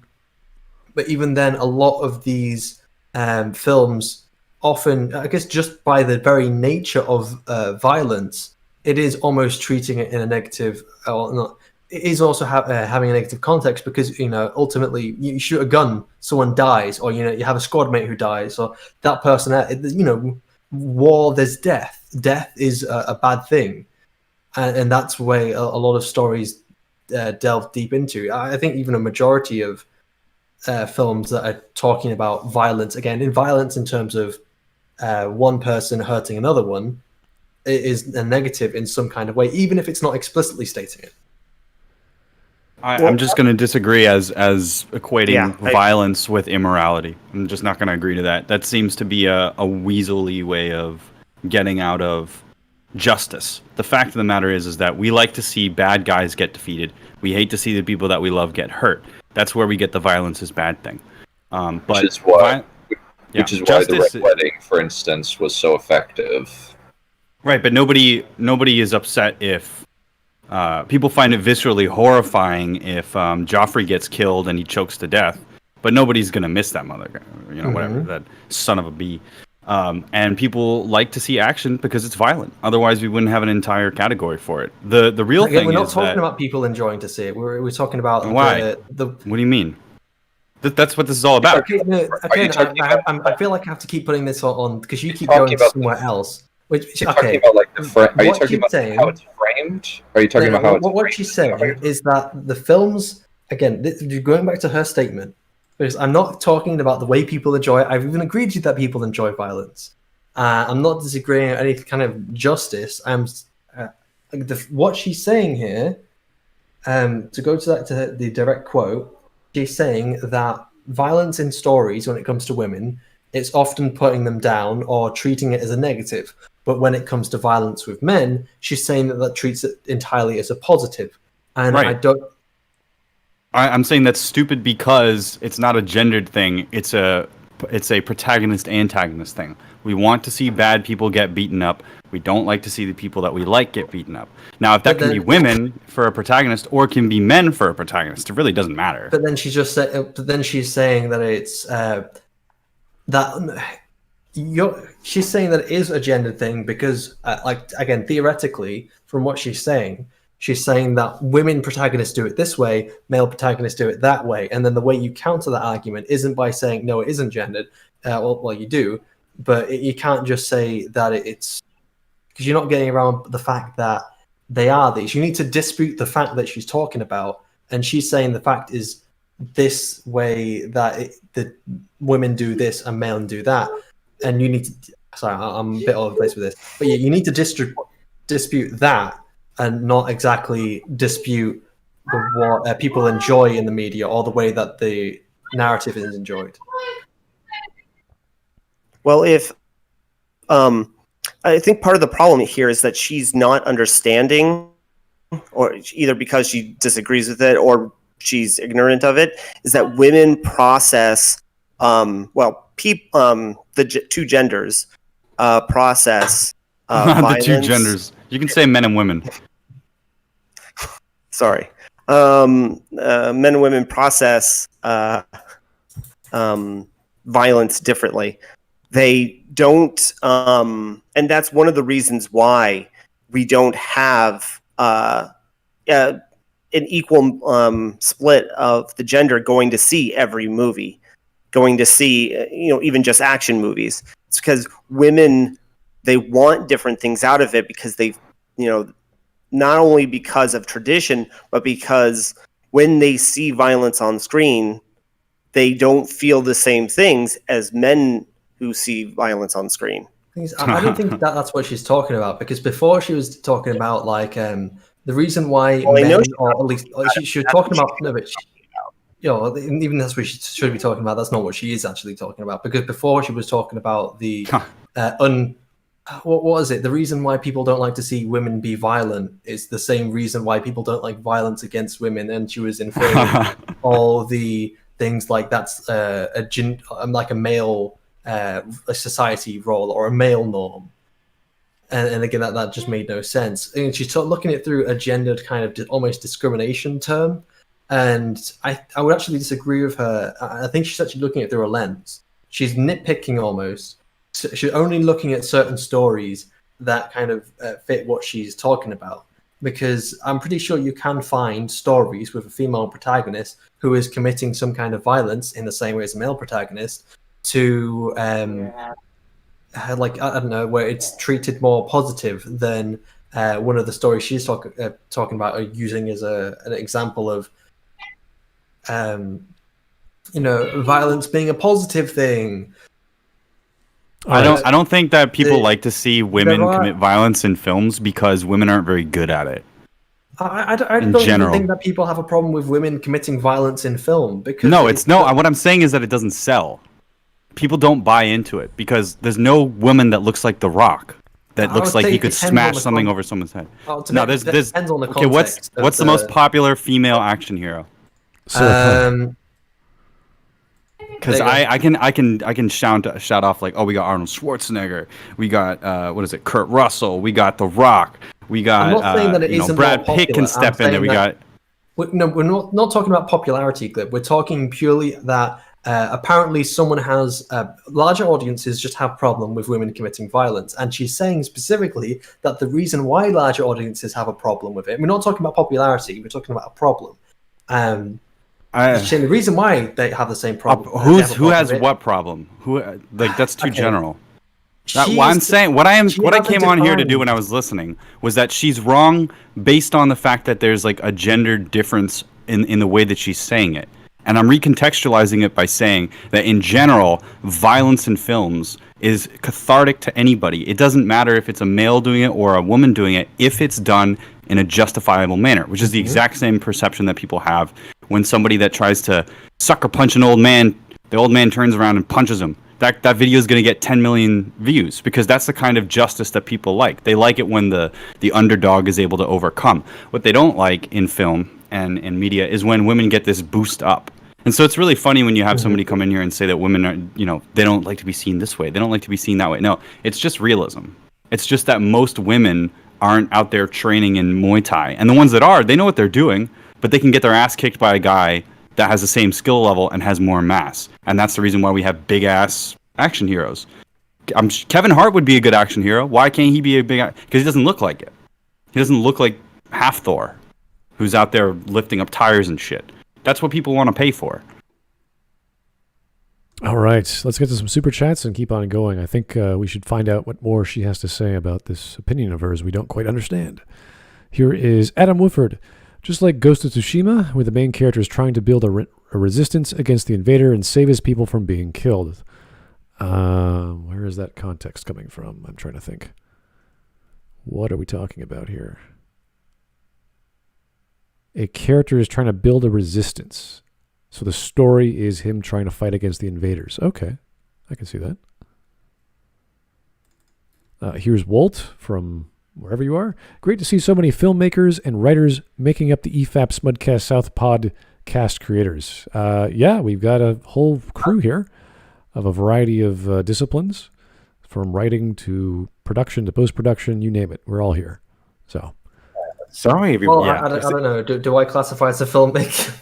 Yeah. I guess Post production. You can do all the CGI stuff you can do. Nobody else can do here. So obviously, yeah, of course. I don't know, we usually have talks about writing and not necessarily about what kind of CGI effect is happening. That's because Smudboy is like a professor and LiteratureDevil is LiteratureDevil. And Dunn is a writer too. We're more writers. You and I are the production team, and we argue about everything incessantly. It's much easier for them to when it comes discuss to writing. like a film's quality, like the writing is one of the most important parts. Like the post-production, as amazing as it is, like if the writing's terrible, it's kind of all for naught, really. If I was as good at Smud, which is why the writing's more important. Should we just keep going? We're only halfway through this. We're like 2.5 hours. Done. We're going through super chats right now, and we're making money here for smart. We do have one more super chat just popped up. Here's Roxas Uzi again. If you want to play Kingdom, of course, if you want to play Kingdom Hearts, but not just any Kingdom Hearts, I want you to play Kingdom Hearts 3 on critical mode versus the game's 14 super bosses from the DLC. I want to see you suffer. Those bosses are harder than Dark Souls bosses. Wow, that's a big statement. Holy jeez. That's pretty good then. One thing I think I have to say on that is on the previous super chat is that sorry subjectivist, but we're growing in number, and you can't stop us. We will find you, and we will debate you. Ain't no stopping us now. What the fuck? If you wanted to ask what the F, it's basically so that I can get that reaction out of you. That voice jumped in at just the right time. We've got the old crew back together. Yeah, we got more than enough people here. We got everybody. We've got amazing people. We've got voice. We got everybody. All right, I'm inviting 117 people from chat into the chat. Let's go. 117 people on the Discord. I think Dunn wants to keep going. Too many going. of them. What are we gonna do? Let's keep going. It's okay. We're not even halfway done. Women must be role models. In action films, the man or masculine figure is the violent actor and protector. The woman or feminine figure is the innocent actor and must be protected. Because you're weak. You're psychologically weak. It depends on what role the character is playing. I mean, even in like violent movies and stuff like that, the male character tends to have some sort of nobility there. I mean, unless you're doing like an anti-hero story like John Wick or something. Then if you have like the old story like John McClane, they can be flawed characters, but they still have these noble traits to them. They still have some sort of things you can look up to. So women are not the only ones who carry the weight of being role models. Men carry those too, and it's not universal on either side, on either gender. It's not universal at all. When a woman is a good guy, she is going to be a role model. When the male is a good guy, he's going to be a role model. Unless, of course, you go with another formula that isn't supposed to be a guy who's heroic or noble in any way.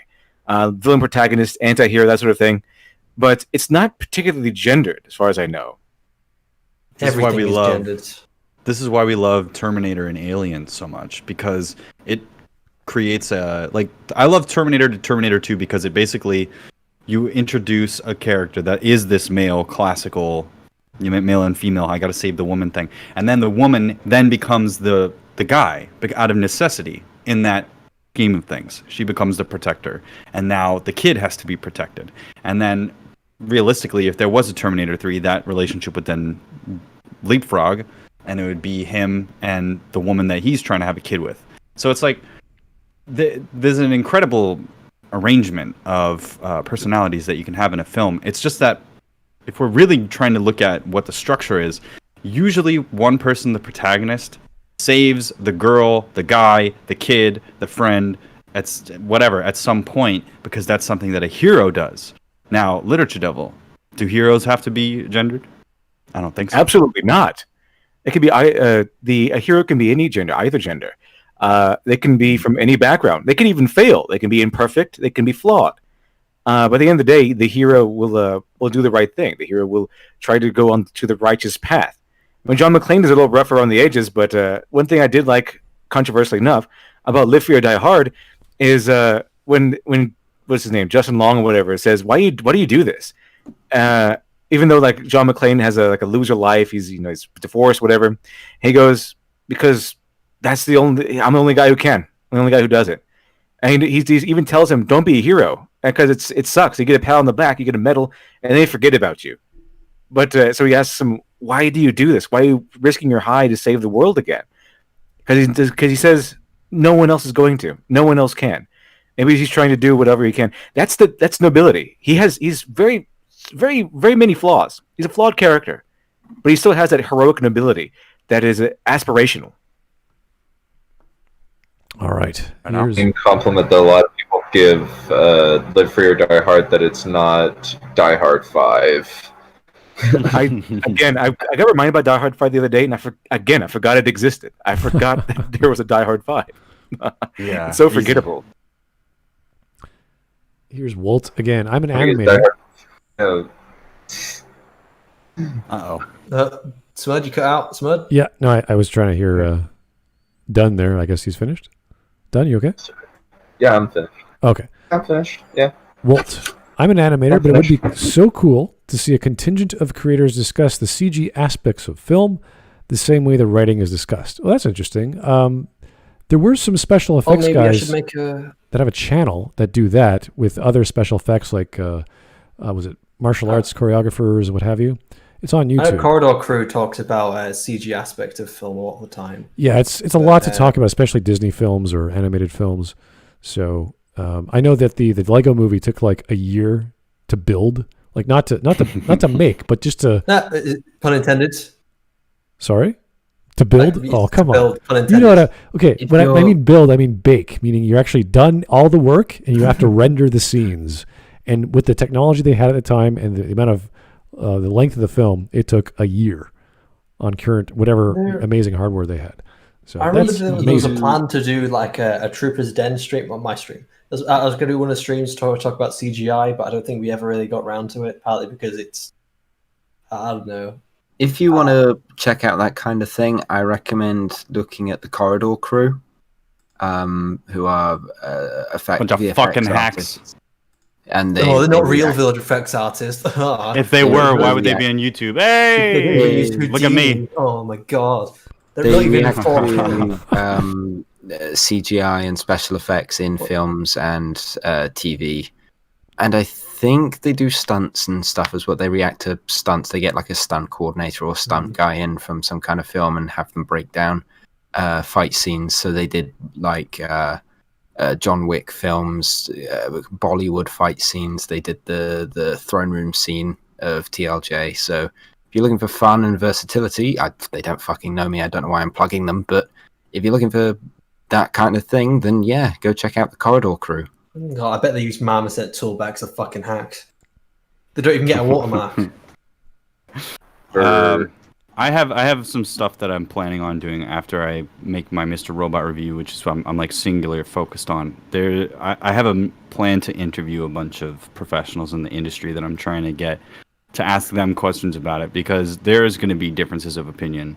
But I have to ask what those questions are. There's a whole development of how film came into existence and what stuck around and worked and what has been changed.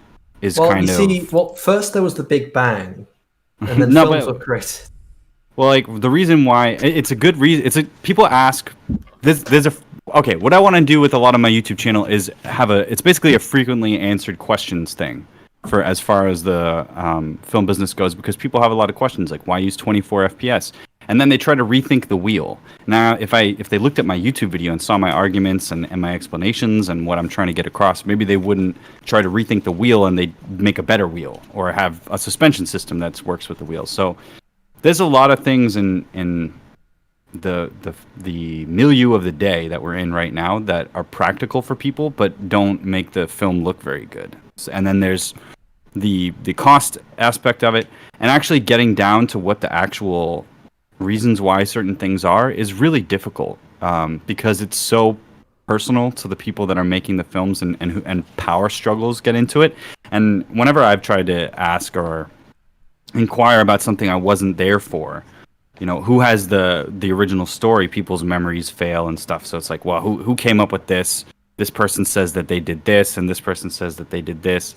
And then there's all sorts of stories that are just you don't have information for, and you have to go up to the actual person, which is what I'm trying to do. I'd love to put that together. But the sad thing is that there really isn't a lot of media that's out there that's presented by the professionals, because it's like trade secrets. It's like the magician aspect. When I came to YouTube, I really didn't see a lot of people in the production business that were out trying to make videos explaining it, because most of those people are running around trying to get their films done. What I did see was a lot of people that were sort of in between teaching themselves, educating others, promoting their work, and criticizing and talking about the current industry and why they have a problem with it on YouTube. And there's a wealth of that when it comes to what we're talking about like right now. But as far as asking professionals about what they think about their work, it's usually constricted to special features on DVDs and Blu-rays. So if you want as much information as possible, try and get a DVD copy or Blu-ray of something that you really liked that has an effect that you really cared about, and try and see if somebody on the technical staff was able to explain that, because that'll be the best and most immediate way to figure out what it is. The actual process of generating these things is two different schools. So like the CGI school is one side. It's completely different from the material school and that it has to do with miniature shooting and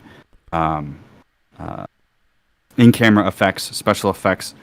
So all of those different effects have different houses and different schools that I think everybody should learn from, but there's no unified educational system for filmmaking, which, I don't know, maybe that'd be a really cool thing to have, but I would need billions to do that. What do you mean unified film school of filmmaking? Exactly. There's no curriculum to teach everybody. You can't just go. You can go to film school. You can go to USC and have some people there and have lecturers come in, and then they teach you like, okay, here's how you put the camera here, and here's how a camera works, and here's that. They're not going to be able to teach you the way that you're going to have to intern at a place to actually learn their system. Each house is going to have a different system, and then knowing how to choose what effect is entirely about taste and about what you think is the best way to do it and what your priorities are. If you are the type of producer that just wants to get the project out as soon as possible, well, just go with the cheap CGI solution. But if you want something to look as real as possible, you're going to have to go with some sort of combination of elements, and that's the most complicated thing, because then you have to coordinate with multiple houses. That means all the contract elements, and then actually teaching somebody how to make a movie, budget it, and pay for it. That's like a whole other class. That's like entertainment law. That's like a business class with production elements in it that has to do with permits. There's so many elements that goes into making a movie that trying to learn every aspect of it is almost a waste of your time. If you look at Tarantino's stuff, he said he had trouble with making films until he did an AFI course, and Terry Gilliam took him aside. When someone asked or I don't know who approached who, but I think Tarantino asked, like, how do you get this like this? How do you get this to be this? And Terry said, listen, Quentin, you don't have to know how to pick out this lens and this camera. You just have to hire the guy and tell the guy what you want, and he'll do it. So what happens is a lot of people that are educated in the industry, the way that they came about learning their thing is they have a general knowledge, they get into a department that they like or that they work well with, and they learn that strain of thinking. An actual totality of how films are made and film history and film economics would be so many years. That's like a master's degree program. And I don't say that out of egotism. I just say that, or like I'm trying to big up an industry that I'm a part of. I'm just saying the amount of information. I am not an expert in anything. That's what I mean. I'm a jack of all of these things that I'm talking about. I can tell you how they work. I couldn't do it for you except for writing and directing and producing. That is what I'm prepared to do. I'm a jackal of all trades. So, okay. So that's my answer to that. But we will cook up something. I'm sure Shiny loves to talk about that. We like to come at it from different angles. I respect all aspects of the film thing. I have my personal opinion that's baked into my writing and directing perspective. But rest assured, you'll get it. I thought you were about to say you're respecting me, but I guess you don't. All right. Let's go back to Super Chats. I missed one. Sorry about that, Walt. And this is just a general question to everyone here. Out of curiosity, besides Glib, do any of you guys work in a production house or film studio of any kind? I do not. Does anyone else? Thumbs up in chat if you zoned out 5 minutes after Glib started talking. Okay. 5 minutes. One day I as far as I know.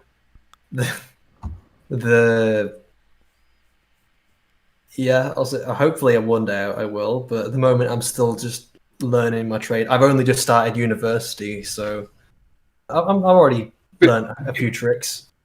You'll be a master in no time. You're a BB. Did you get Walt's second super chat? That was it. Yeah, that was okay. It. Good. Yeah. I just read up and making sure. All right, I got 3 more to go. Here's Adam Whifford again. I like John Wayne and comparing some of his characters to Clint Eastwood characters. Very cool. John's characters are always doing the right thing. That is a common trope in his movies. That's right. At the same time, he's being a good guy, but Clint's there always the anti-hero type. That's why The Man Who Shot Liberty Valance is such a good movie, because it kind of flips that on its head a little bit. John Wayne plays more of an anti-hero, and then you get yes. What's his name? Oh, I always forget. No. It's he talks like this. I can do his voice. I can't remember how he goes. He goes to Washington. The Man from Washington. Damn it! What's this guy's name? But anyway, watch the Man Who Shot Liberty Valance. Is he also in Rear Window? Kind of sounds. Yeah. And Jimmy Stewart. Jimmy Stewart. Jimmy Stewart. Sure. Yeah, I can't believe I forgot Jimmy Stewart's name. But like that's how my brain works. I remember all this detail and then I forget something's name, and I just sound like an idiot. Well, you always sound like an idiot, Clip. Well, that's ever since I started talking to you, Shine. Oh. LiteratureDevil. Do you remember, that impression that Glib just did? It reminds me of how the guy sounded after he got his face. The guy in Hannibal that got half his face cut off. Oh yeah, that was awesome. That was fantastic. Okay. Is that Mason Verger? Mason Verger. Yeah. Yeah, that's him. All right. Here's Rock Suzuki again. Smudcast shall be renamed Kingdom Cast. Smudboy's Birth by Sleep. What? Yes, that's a real title from a real Kingdom Hearts game. It's called Birth by Sleep. What? Okay. What a very millennial title. Well, it's not as bad as some other mangas I've read. So that's only 3 words. So I'm okay with that. But geez, you guys, your Kingdom Hearts, holy crap!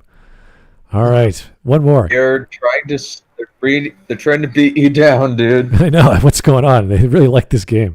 American 3D. That's called School of Movies, Glib. I think that was when Glib started to talk. So long, about 10 minutes ago. Oh gosh. Oh, not School of Movies. School of Movies is one of the worst podcasts in existence. Oh, really? Apart from the Chipman Brothers. Okay. I want to come across and be like, yeah, I know all this stuff. I've seen every movie, but I'm not. I'm just trying to figure things out and debate You know, for the sake of learning and all that. I want to be the very best, the best that ever was. Like no one ever was. Yu-Gi-Oh. Yes. Actually, Pokemon, close Pokemon, but All right. I think he was intentionally getting it wrong. Pokemon is that the one where Pokemon, is that the one where they have the little metal machines and they roll them out onto cards and they unfold? No, it's the one with the dinosaurs. Like, you know, they have those cards and they have the dinosaurs and they swipe them on the thing and then the dinosaurs appear. it's Dinosaur King. Dang, you know a lot of obscure, weird card game animes. Well, I only know the Dinosaur King and Yu-Gi-Oh! Because it was on when I was a kid. All right. All right. Shall we continue? Let's keep going. Psychoanalytic view, this is a common film binary that has always existed. Violent women break that binary. From a Put it on the Campbellian screen so point they of know what the view, words mean. presence of a binary at all provides the potential to transcend it entirely. Take, for example, The Matrix, in which the man and woman are both violent. Rather than having that be a barrier for romance, the surrealism of the setting allows for the two to transcend that expectation. However, Okay. Where's the shoe that's When was dropping? this a conflict? When was it? Hey, Trinity, I'm not going to be attracted to you because you're violent. This is never a problem that you have to transcend or go up against. This is a made-up thing she's talking about right now. If you actually pay attention to the film, everyone's violent. Every single character. Yeah. They're resistance fighters. They're resistance fighters. It comes with the territory. I don't understand this argument. She's like, what? There can't be So love what- if there's no, violence. What is it exactly she's trying to say here? Like because when women are violent, the people are put off by it, or something. Is that more or less? They're not what's innocent, so supposed they to can't be love saying? them. That's what I was inferring, but I don't know what the fuck she's on about. But the thing is, people can accept female violence. Like it's something that's psychologically embedded in. And so look, remember? Let's see here. I think it was one of the Alien films. Maybe it was the first one. It's been a long time since I've seen it, but I think it was the first one with Ripley. She protects someone, doesn't she? Who does she protect? Remember correctly? There was a one where she protects her daughter, doesn't she? Yeah. Well, in the first one, the first one she doesn't have a daughter. It's the second one. That protects her daughter surrogate. Sorry. Right. It's like I just wonder if she protects somebody. I know that it was like either first, second, something like that. But she protects a daughter eventually, and that's called I think it's called Mama Bear. I think the trope is called Mama Bear because psychologically the man protects the entire family, and the man can't defend it, and then the woman protects the kids. She's fully capable of it. It's psychologically embedded in our psyche. It's just there, so people can accept it, but it's more like it's on the side of the mentality of caring and nurturing. It's where the man fights, I guess, out of defense or aggression or whatever it is. When it comes down to it, the woman can fight or use violence in defense of the children or for nurturing, or even protect her mate or whatever it is. So it's not the fact that we just. I don't think this is. I mean, even if we accept her premise here, I guess that we can accept female violence. It's not really that big of a deal. We can accept it. We know what's going on, but it's just that different situations. We are used to seeing the different genders, the two genders, commit violence under different circumstances. That's kind of the main psychological difference here. I think it's funny that she sees these criticisms in movies, and like maybe she thinks if I were to make a movie, I wouldn't put it in there. But instead of doing that, or instead of saying I want more of this thing, there has to be some sort of axiom, some sort of rule. So it has to be this whole theory that plays into this bigger thing that applies to all of society and films. It's like it can't just be I don't like thing, because it makes me feel this feeling that I feel. She can't just be like I don't like that women are not heroes. It's the wrong time. Wrong time. I thought that was Dunn singing. Oh. Well, I don't sound like anything done. Well, someone's singing something. It was. All right. However, the return of Trinity's role as a violent woman through the following films again illustrates that the writers have a hard time writing both individuals in a relationship as warriors or violent heroes. Why? What do you mean? Actually, those writers, the Wachowskis, kind of have a hard time writing anyone in a relationship. they have a hard time writing anything, anytime. Yeah, I would have to go with Lib on that one. That was a big one-hit wonder. The latex. I liked The Matrix, but everything after that was kind of hit or miss. Mainly miss. I don't understand this logic because her whole isn't the whole reason why she's in the Matrix again to help Neo? Yes, and that he has to. The whole idea is that the prophecy is that she's gonna kill herself, and he can either save her or save everybody. That's at the end. In the first one, it's she actually inspires him to become the one because he can't really find the path to become the hero of the story, right? Quote unquote, the one. And then he dies, and then she gives him a kiss, and then through the power of love, he is able to regain.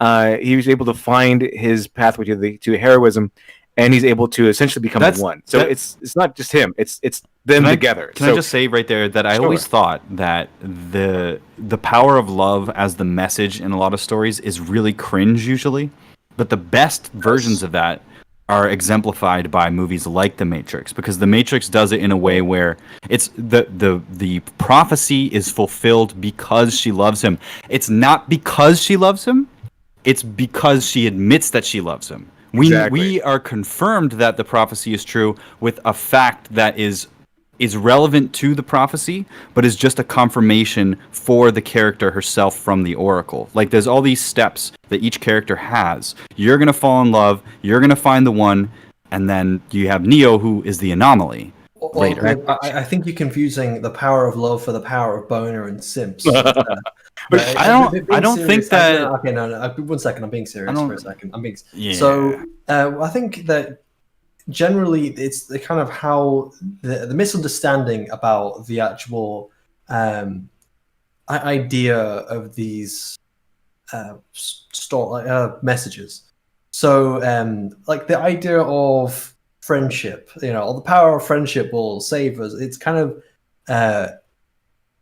it's derived in a misunderstanding of the idea of working together, of teamwork.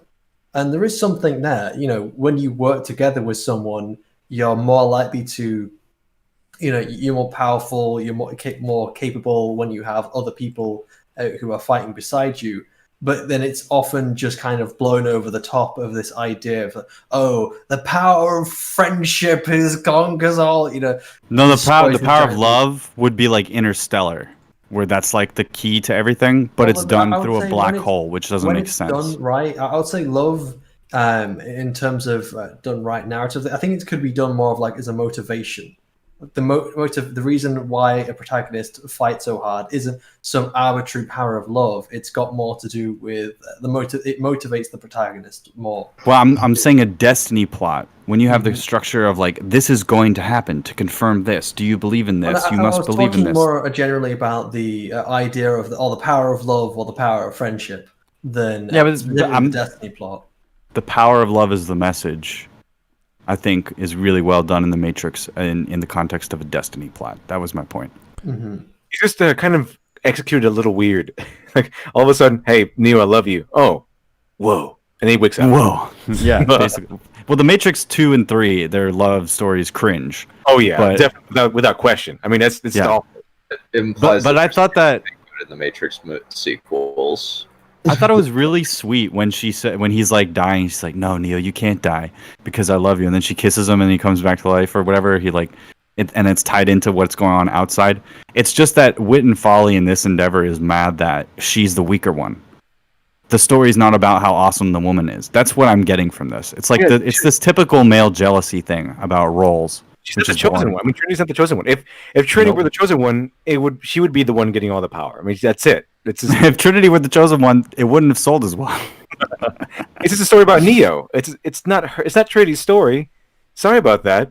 Isn't this like the original trilogy? Was that Leia's story? It was Luke's story. Okay, so that's why I think it's all the focus, and the story kind of revolves around them. All right, I'm forced to read another super chat, which happens to involve Kingdom Hearts again. Thank you, Roxas Uzi. It's always a pleasure. That's not even the beginning. You have Kingdom Hearts RE, Chain of Memories, Kingdom Hearts Dream Drop Distance, Kingdom Hearts 358 divided by 2 days, Kingdom Hearts X, which means Ki or Kai. What the hell am I reading? Kingdom Hearts Melody of Memories, Kingdom Hearts Recoded, Kingdom Hearts. Okay, that's not a title. Kingdom Hearts 2.9. Come on, how is that a title? I don't know. Like a trillion Kingdom Hearts game. A final chapter prologue. Oh God. 1.2 billion. Kingdom Hearts 0.0. Kingdom Hearts is occasionally triumphant. Isn't that like the Kingdom parody? Hearts is good and occasionally triumphant. I keep being reminded of the parody films of Naked Gun. 22 and a half, 33 and a third. God, in this video, we got through like the first 4 minutes like that, and now with everyone's here, we're just slowing down on so many tangents. Yeah. I blame Glib. Yes. So you should feel bad. Okay.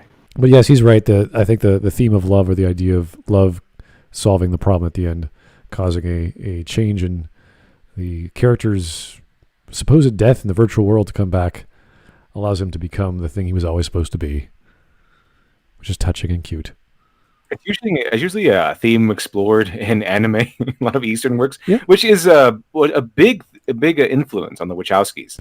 Really? They basically just ripped off of Ghost in the Shell. Oh, you have like the harem, but he always chooses the one girl he first fell in love with amongst all these other women who are throwing themselves at him. Yeah. It's usually a childhood friend, as far as I've heard. Like that's the trope, I think. That's the the cliche. He usually goes with the childhood friend. That memories he's forgotten since he was 3. It's like, oh, I made all these promises. I just suddenly remembered them. I'm like, okay. I guess unless it's Tenchi Muyo, because I don't think he had a childhood friend in Tenchi Muyo. The Tenchi was cool. The Tenchi Muyo world has a bunch of other side stories or alternate universes where they reinvent Tenchi as it's crazy. The wonder kid who crazy. Everyone loves. Yeah. So anyway, I think that's the one harem anime I've actually seen was Tenchi Muyo. There's so many. Don't worry, they're all the same. Because is so often a part of that binary, and it needs a complement. The complement most of the time being nurturing or peaceful. We get this sort of problem in the Bond films as well. What's wrong with that? A heroine or femme fatale who is obviously capable of violence and typically acts violently toward the hero often meets a tragic end rather than end up with because they're a villain. Of course, the format of a Bond story is that it always involves a new love interest, so this is expected for many reasons, but generally he gets some tail.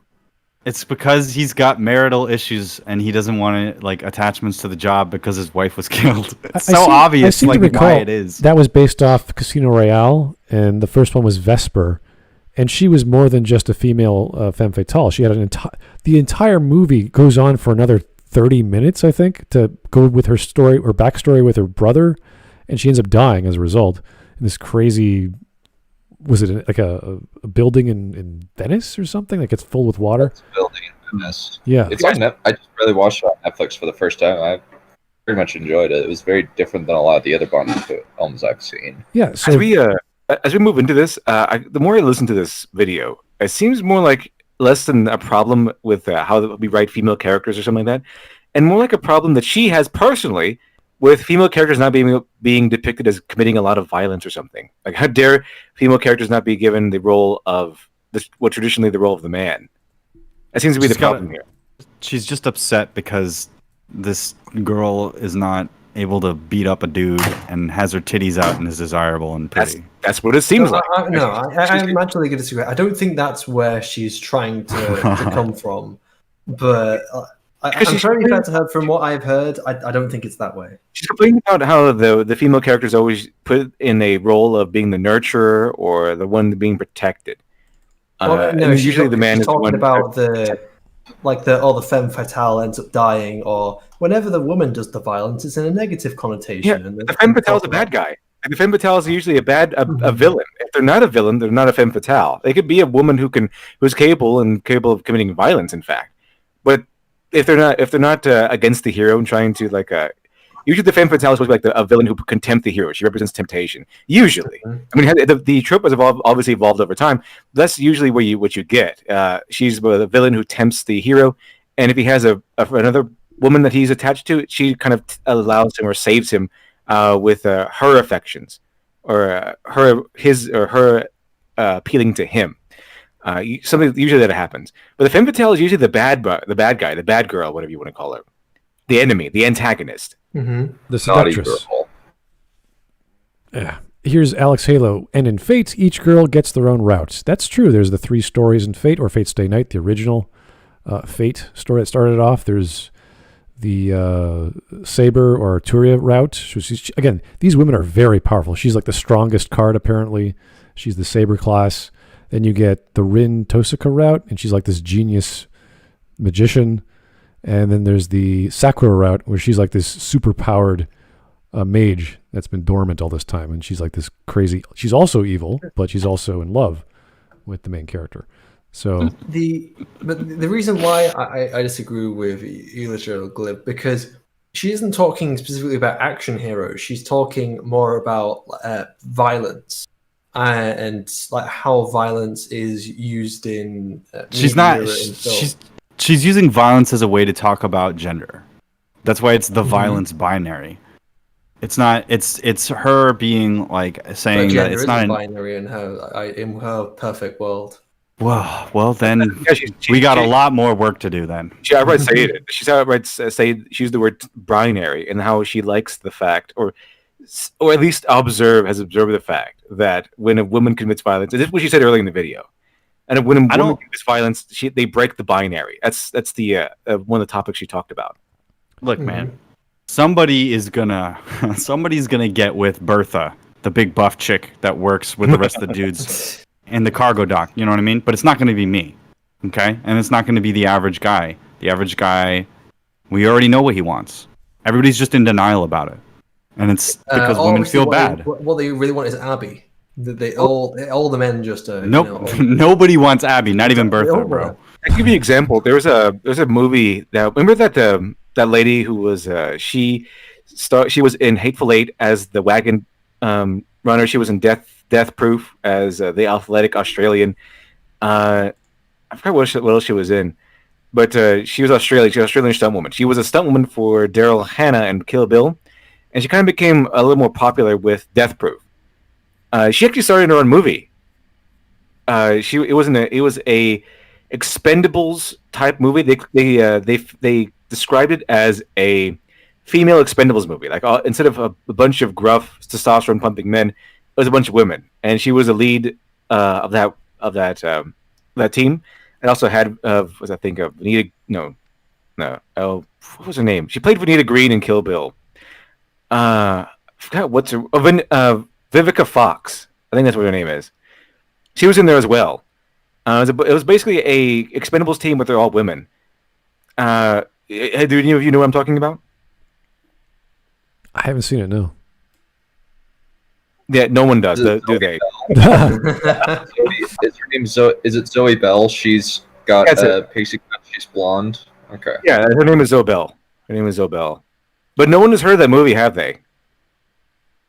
Nope. I didn't think so. It was exactly like an Expendables movie. It was a lot of explosions. It probably doesn't have enough marketing, but people react to the men and women committing violence differently. They react to it differently. I don't know why.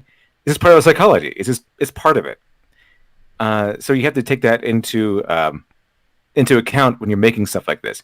And I enjoyed it. It was action filled. It was pretty interesting. Zoe Bell played a really interesting character. It was pretty good. But no one has heard of it. It's kind of how I feel about something like Nightcrawler or Edge of Tomorrow. Here is Alex Halo. Oh wait, the Ilya route got scrap so they made the deadline in time and later got her own Yuri Magical Girl spinoff. Okay, that is out of my purview, so I don't know exactly what that is, but okay. And Roxas Uzi again, talking about, you guessed it. I understand basically everything in Kingdom Hearts, even the canon mobile game. Ask Me Anything. Also, yes, the 2.9 is real title. It's actually 2.8. Oh. Okay. Isn't the Magic Girl the clip which Fairy Joker put in the DM? What? I thought that was the Magical Girl spin. That's... Never mind. Making some sort of SJW weird cartoon thing. Oh no! This is probably an anime, an actual anime from Japan, as opposed to that weird. Right. Yeah, this is Fate Stay Night is a whole other ball game than what we were looking at before in our private little chat there. No, so yeah, I still. What we were looking at was quite horrific. That was I don't even know what that was. So, but yeah, I think there might be a cartoon or an anime about the Ilya character, who is this cute little girl who controls the Berserker card, and she's born to do this one thing, and then she has a very short lifespan. So she's born to be wild. She is. She's born under the aristocracy, so I don't know if they give her freedom once her parents are gone. But no, she's created to serve and win the war, and then she never really got her own story. And so I think they created their own anime just around her, which was crazy. So I never watched it, just heard about it. So anyway, not important. Let's keep going. Potential partner choose violence over love and are therefore punished for it through death or exile. When a violent woman is not present, the male hero can have it all. The balance between violence and innocence, male and female, protector and protected, are uninterrupted. The gender norms are not fought against. In these cases, the male hero gets his woman in the end because she's I haven't seen this movie, but aren't the women in these movies? The violent woman don't they play different roles? Promotes gender fluidity. It also may promote transcendence of the binary, where the hero, whether alone or with a partner, chooses to combine both violence and innocence within themselves, whether metaphorically or literally. And of course, the reaction or hostility or antagonism to these characters. It's all just going in one ear and out the other. Yeah, I'm going to be honest. I actually know these films, so I'm kind of curious why she took that take. It's complete fucking nonsense. Well, no, it's not. It's not nonsense. It's just she's getting it wrong. Like they're combining violence. If you look at Princess Mononoke, go ahead, LiteratureDevil, go ahead. Princess Mononoke is not the main character. No, the girl is not the main character. The guy's the main character. His journey is that of a cursed man, who I believe is doomed to die or get his soul eaten or something like that because of a curse. But the curse also gives him extra strength. The girl is important, and she's very good at fighting, but she's not the main character. Yeah, the man is the main character. The title of that show should have been called The Curse of the Boar King or something like that, because it's all about this curse he's got, and that was the thing that was going through his body, and they're trying to fight it off because he needs her help to do so, and he has all these power. Like he got so super strong because of the curse, but he's also dying, so he has to seek her help to get rid of this curse. And it's very like there's a lot of anime in the 90s like that were adult themed, and I think Princess Mononoke was one of the few that made it to theaters in the West, and just to show anime can do these crazy like adult Disney like experiences. And then they sort of brought other ones from what's that legendary director who did Howl's Moving Castle and a bunch of others.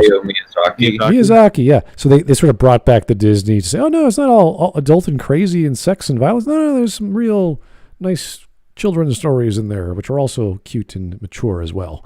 So he's great. Yeah, no, anime covers the gamut of storytelling. Really, it just covers everything. So you really can't just reduce that story to violence between men and women and using it to share whatever she was. I'll just rewind that 10 seconds. I honestly don't know what she was talking about. Let's just go back. Anyway, the reason why I say it's nonsense is because she is mainly wrong and just kind of talking out her ass for most of it. Because we all know that there are female action heroes who are committing violence to, save someone, or we've already gone to the character of Ripley from Alien. She's does violence against. At one point, doesn't she do violence against soldiers, or at least the like the androids? Because the android tries to. Someone tries to put them in a box with hair face huggers, and like obviously violence against the xenomorphs. So again, that's already something which is kind of broken her whole narrative. Or Sarah But then Connor. Sarah Connor as well, fighting for the Terminators. But when it comes to like, even in Terminator, in the first film, the guy actually dies, not the woman. Usually, and that's just more treated as a tragedy. All the love interest died, violence, and then usually when the love interest isn't involved in violence, it's usually because they're not. The reason why they don't die is because they're not involved in violence, or if they do, it's because they've been taken captive or whatever. It's more to do with the narrative structure of oh look. They've killed your wife or your girlfriend or something you care about, and that's all in the narrative to up the stakes. I mean, in Terminator 1, the difference here between Terminator and several of the other movies we've talked about is that in Terminator 1, the main character is not a man. The main character is Sarah Connor. She's the central protagonist. She gets help from the guy from the future, but she's the central protagonist. And you get this formula a lot of times in thrillers, where you have the everyman being the main character, and they get involved with maybe someone who is more competent or more knowledgeable than they are, but the more knowledgeable person is not the main character. The everyman is in that particular formula. So Sarah Connor takes the role of the everyman in that scenario, and it's not bad. It's not a bad thing. It's usually because the main character tends to lose the person who's competent, and they're left on their own after they gain enough knowledge and experience. Even if it takes over the course of the day, and they still may not be capable of overcoming the obstacle, but a little bit of luck, a little bit of help from some other friends, they usually manage to make it through more or less all right. I remember there's one called The Hit List with Cuba Gooding. He's like an assassin who's dying of cancer, and he goes crazy. And the main character is not Cuba Gooding. The main character is a regular average Joe who just meets him in a bar one day, and he's he's an average Joe who has a bunch of guys he hates and everything. And he's like, so Cuba Gooding's like, okay, give me a list. Give me a list of everyone, all your enemies and everything. And I think it's a joke, like an exercise. But the whole movie is about Cuba Gooding going around and hunting all these guys down and killing these people for him for free. And the whole movie revolves around the guy trying to stop him. And he's an everyman. He's not an assassin or anything. And it just revolves around, a little bit of luck and quick thinking on his part. It's really, so you get this everyman trope. And Sarah Connor is the everyman, more or less, in that movie, Terminator 1. But on this other part where she's talking about, some of these characters that she's talking about, they're attached to the male main lead, but they play different roles. Like in James Bond, she's a femme fatale type. She dies because she turns against her nobility. She tosses aside her nobility and sacrifices any semblance of a happy life or loyalty to accomplish another goal. And this is why she dies. I mean, it's a moral cycle being completed. I think one of the main issues, kind of like when you look at films through like a more political aspect, is that when you're often looking at trends, you're removing the context of the actual film itself. So when they're talking about like the trend that women are damsels in distress. Okay, ignoring the whole political aspect, narratively, why is it there? What's purpose does it serve, and what would be is there any issue in the narrative? Because ultimately I think that the narrative is what's important in the story, and removed of politics, removed of social justice, right wing, left wing, etc. Archetypes. It's just looking at all of these stories as a whole, removed of all context, and said because all these stories have a line through them doing a similar thing, that means they're bad, and that means that that they're terrible films. They shouldn't be treated this, that, or the other. Yeah, I mean that's all these movies. They're just tropes being played out, things and cycles, and storylines that we like to see in our stories, and depending on the genre, of course. There's a reason why things become tropes. Yeah, because we like to see them. We like to see them played out. We like to see that's the girl who does this part, or that's the guy who or it's just tendencies that humanity has. Yeah, but when you put in the political spectrum, through looking at this through a political lens, you get to see all context gets removed, and you get to see something from your point of view when it actually isn't that way necessarily. Like all these women are being portrayed as weak or needing protection or something. No, It's a tinted lens. yeah, pretty much. Usually, you get this with male characters who are attached to someone else. And yeah, you can argue that in the case of Terminator 1, she still needs protection from a guy. No, it's a different formula. You have to take a look at the formula, what's being portrayed, how things are being portrayed, and why they're portraying them in these manners. Because there are different tropes being put together. You have to put it in the same context. You need the context to be there for this to make any sense at all. And she's kind of removing that. Because in the story itself, as she's being protected by a guy. Well, in the context of the story and narratively, that's because he's been set back from the future, and it's not unprogressive.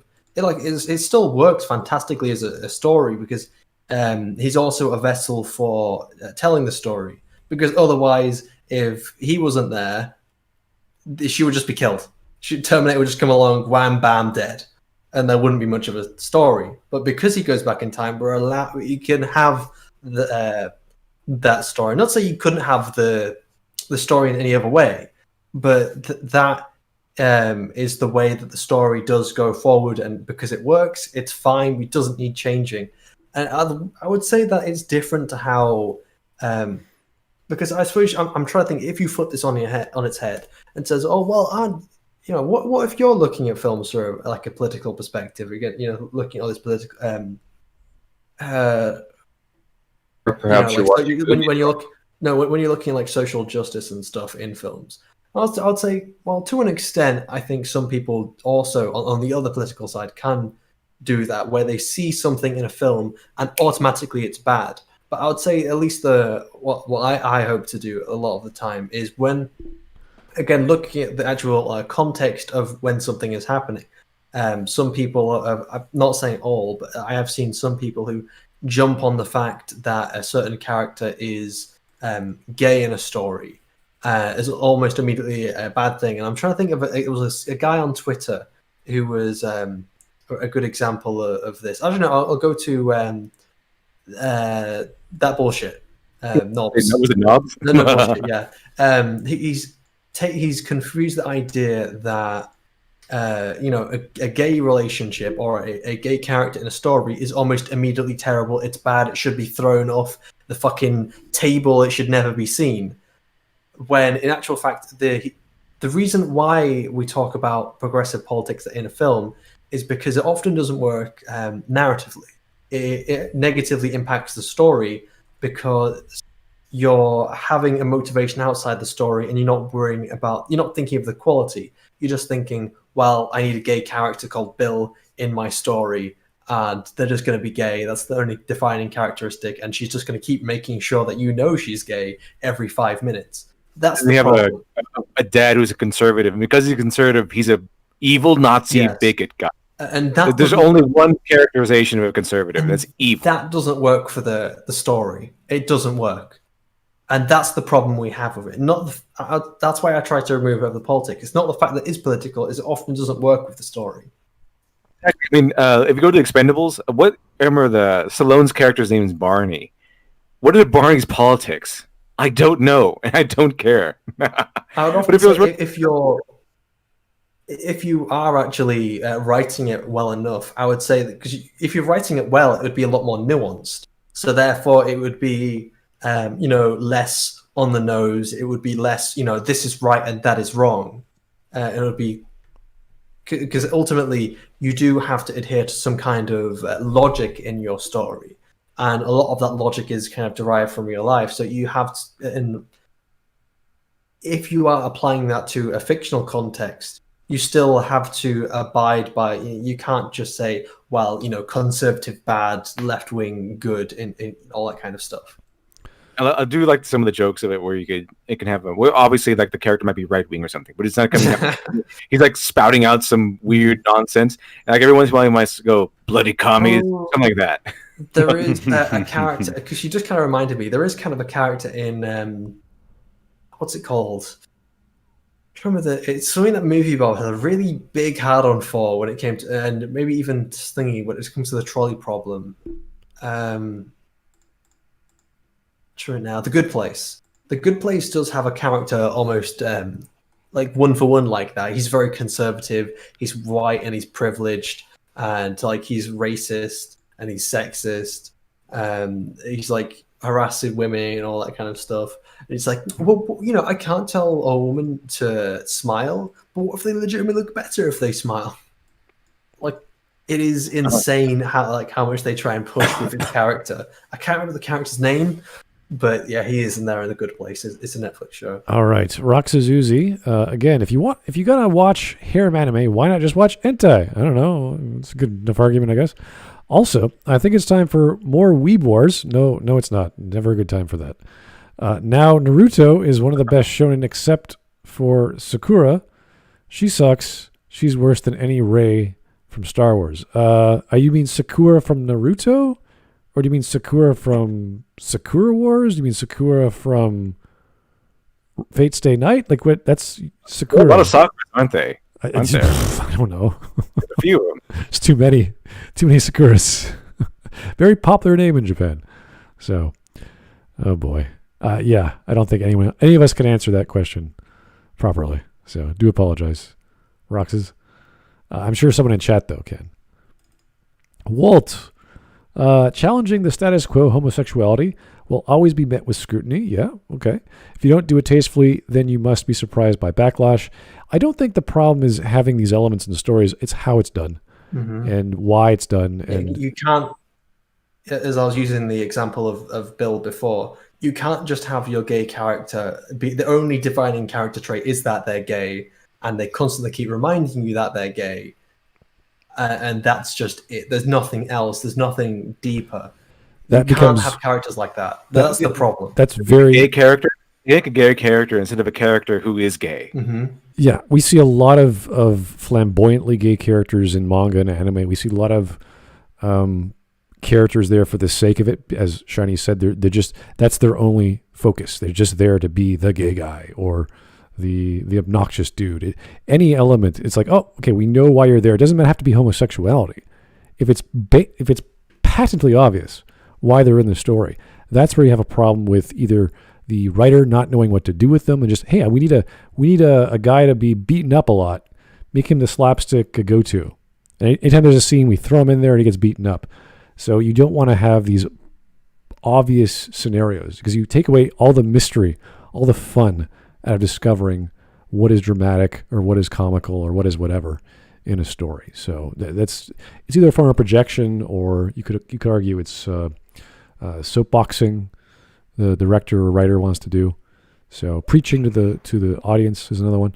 So it really depends on the context and what they're doing. So yeah, I wouldn't say tastefully is the right word. I would say correctly, because you couldn't do the same with a straight character, for instance. Like if you have a straight character, their only characteristic is that they're straight, and they keep reminding you that they're straight every 5 seconds, it would go the exact same way. Right. You could do the dude bro, the jock who's always into girls and fast cars and what have you, but he has multiple interests, and he could perhaps be more than a tertiary character. But if he's just there to be a minor conflict, it's like, well, whatever.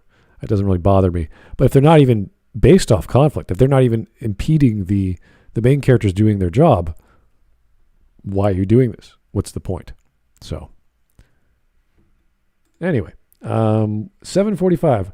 I don't know if we're going to have time to do a game night. I guess we have, half an hour left? All right, we'll see how fast we can get through this. With yeah, we've only got a few minutes left. Yeah, well, wit and folly. We can do this.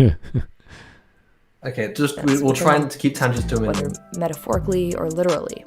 And of course, the reaction or hostility or antagonism to these characters illustrates society's current status quo and the inability to change. To embrace the violent woman as a more complex, multi-layered character and not just a stereotype. So back to these images. The binary, which was present in the prequel trilogy, kept Anakin and Padme pretty equal. She is innocent, he is violent. She is a politician. She's violent? I think she said he's violent, not she's violent. No, but even then, he's a Jedi doing his thing. He has some bad dreams, and he goes off and does it. She said he's violent, she's the politician. Right. But even then, he's a Jedi. He is a dude who's in control of his emotions. Just because he has bad dreams. A guardian of yeah, he peace and doesn't make him justice. violent. It's when he does violence. He's not inherently Well, in violent. order to be a guardian of something, you have to protect it. Sure. And protection often entails, if you're going to endanger the peace, well, I'm going to have to stop That you. doesn't make a soldier who's trained in combat violent. It doesn't. It's the same idea. He doesn't go around slaughtering people until he does. Like from the context of this scene. Also, I want to laugh. Earlier, she was talking about Harley Quinn in terms of a more complex heroine. I want to laugh in your face, specifically in terms of the. She's Birds of Prey complex. I'll give her that. Yeah. Doesn't mean it's a good thing. That was from the Birds of Prey the film, actually. I know. I even covered that in my video, my Superman video. Yeah. Is that? Where can we find your Superman video? Oh, on LiteratureDevil channel. Oh. It's the newest video. In the description below. Description below. Let's get going. Wait, actually, I don't think I did that. Let me go edit the file. After this, I'll do that. Okay. He is a Jedi. Lucas armed Padme a few times to show her strength, but generally she was a complement. The peaceful and nurturing side of this binary. Her real Wow, secondary characters, amazing. What's wrong with her being nurturing? I mean, it's not just her. I guess you can have a. I mean, they have a role to play. The secondary characters have a role to play. Whatever the main character needs is kind of what the role they tend to play. So what's wrong with the secondary character being female and nurturing at the same time? I think she's looking at it through, like, again, the political lens, and not looking at how it's working in the narrative, and just looking at it as a whole and say, well, this man is not equal to this woman. I'm quite sure in the second film she gets a lot of violence under her belt. So, but she's still right when she plays secondary to Anakin, and that's because she's a secondary character. It's Anakin's story. She's not going to be equal to Anakin, and she shouldn't be. Anakin is the lead here. I mean, Obi-Wan is not equal to Anakin. He's secondary because Anakin is the main character here. death, presented as peaceful, went right alongside his symbolic death, presented as a nightmare. Anakin was punished for being violent. I don't know. I think it was a symbolic death because he's not dead. Rather, it was dictated by the story prior. But the binary that exists in the sequel trilogy is completely out of whack, and not in a good way. Rey it's bad, guys. The violence binary is bad. Rey's, just beats him every corner. I don't know. Let's find out. Is by definition a violent woman. That's why we hate her, because she's a violent woman. She and Ben were together violent actors. Neither Rey nor Ben represent innocence, nurture, or peace. Rather than leaning into that imbalance and Kylo Ren is an antagonist. Traits, the need to kill off one of them was Kylo Ren might be like the aesthetic her love. Is that she ends up dead, Rey in the face. If I can't this thing pause. I can't pause this thing. I did. I clicked the button and it starts playing again. But Kylo Ren is not her lover. Like first and foremost, he's the antagonist. Okay, he's the Of course, they're going to be violent together, and he's not going to be the nurturing, caring, supportive one because he's the antagonist. I've got a feeling she's going to turn around and say that that's a bad thing because she's saying that with a negative connotation that they're out of whack. That it's positive that it's done in the prequels, and it's negative the way that they're doing it here. They play different roles. Padme is not an antagonist to Anakin. Right? Kylo Ren is an antagonist to Rey. Padme is the nurturing girlfriend / wife to Anakin Skywalker. She's a lover. They play different roles, or different archetypes. Completely different in context of the story. This is not good for the argument. And it's not because we don't like Rey because she's violent. It's not because of that reason. It's because she's a terribly written Mary Sue character that insults the very legacy of Star Wars. It's usually the quality of the story, again, as we were talking about before. Yeah, pretty much. It insults good writing in general. Kylo Ren was her boyfriend or something, and not an antagonist. If it allowed him to be a good guy, then we might see something different. And then she might have depending on how he's depicted, we might have a different. She might have a point, for example. But he plays a different role. But Kylo Ren plays a different role relative to Rey than Padme does relative to Anakin. Padme is Anakin's lover. Kylo Ren is first and foremost Rey's antagonist. Yeah, the whole lover thing doesn't come till like The Last Jedi, and that was really stupid and based on the meta because of Ryan Johnson and his fucking stupidity. The need to kill off one of them was too great. The aesthetic is that The need to kill off one of... I don't know. I mean, Too great for what? Well, again, because Kylo Ren's the antagonist, that hints that he's the antagonist has to die. But then because they flip it around, I'm not entirely sure because the way she's talking about it is she's talking about it like, oh well, because they're lovers, one of them has to die. And I don't think that's the reason why Kylo Ren had to die. Quotation marks. They flip it around twice. Kylo dies twice. Well, there's another trope called redemption, death equals redemption, something like that. I think that's what they're trying to paint Kylo Ren with, because he's done so many terrible things. So he gets it's another trope entirely. It's a villain trope that they gain redemption through death. So that's where he even gives Rey his life. Redemption through death, and that's because Kylo Ren was an antagonist, not her lover. Okay, that was his primary role in the movie, was the antagonist. He remains the antagonist through all 3 films. For the first 2 films, he's the antagonist. Through the third film, he's the antagonist. Only at the very end does he switch over to the light side because he forgave himself, and then that's the only time they become even remotely lovers. I don't think that you need death just because there's an antagonist. I don't think so. No, you don't. But they use the death equals redemption trope on Kylo Ren when he died. I just don't like how she's saying it. I just like it's not equating. Well, no, to she's saying that Kylo Ren has to die, or the temptation is too strong that Kylo Ren has to die because that they're in some kind of relationship. But I think that has a lot more to do with. Well, yeah, because she was talking all this talk before about how the female character has to die in like a James Bond film, but that's completely different than any other story, or genre, or franchise. So no, this is really. I really think she's talking in terms of romance because she's also a Reylo. Yeah, but that doesn't matter. I don't care what she's biased toward. I care about her argument. I care about what the hell she's trying to say here. And it doesn't. She's seeing it as a romance. Well, she sees it as a romance story. I think you can definitely infer from here that she sees it. She's looking at this as a romance.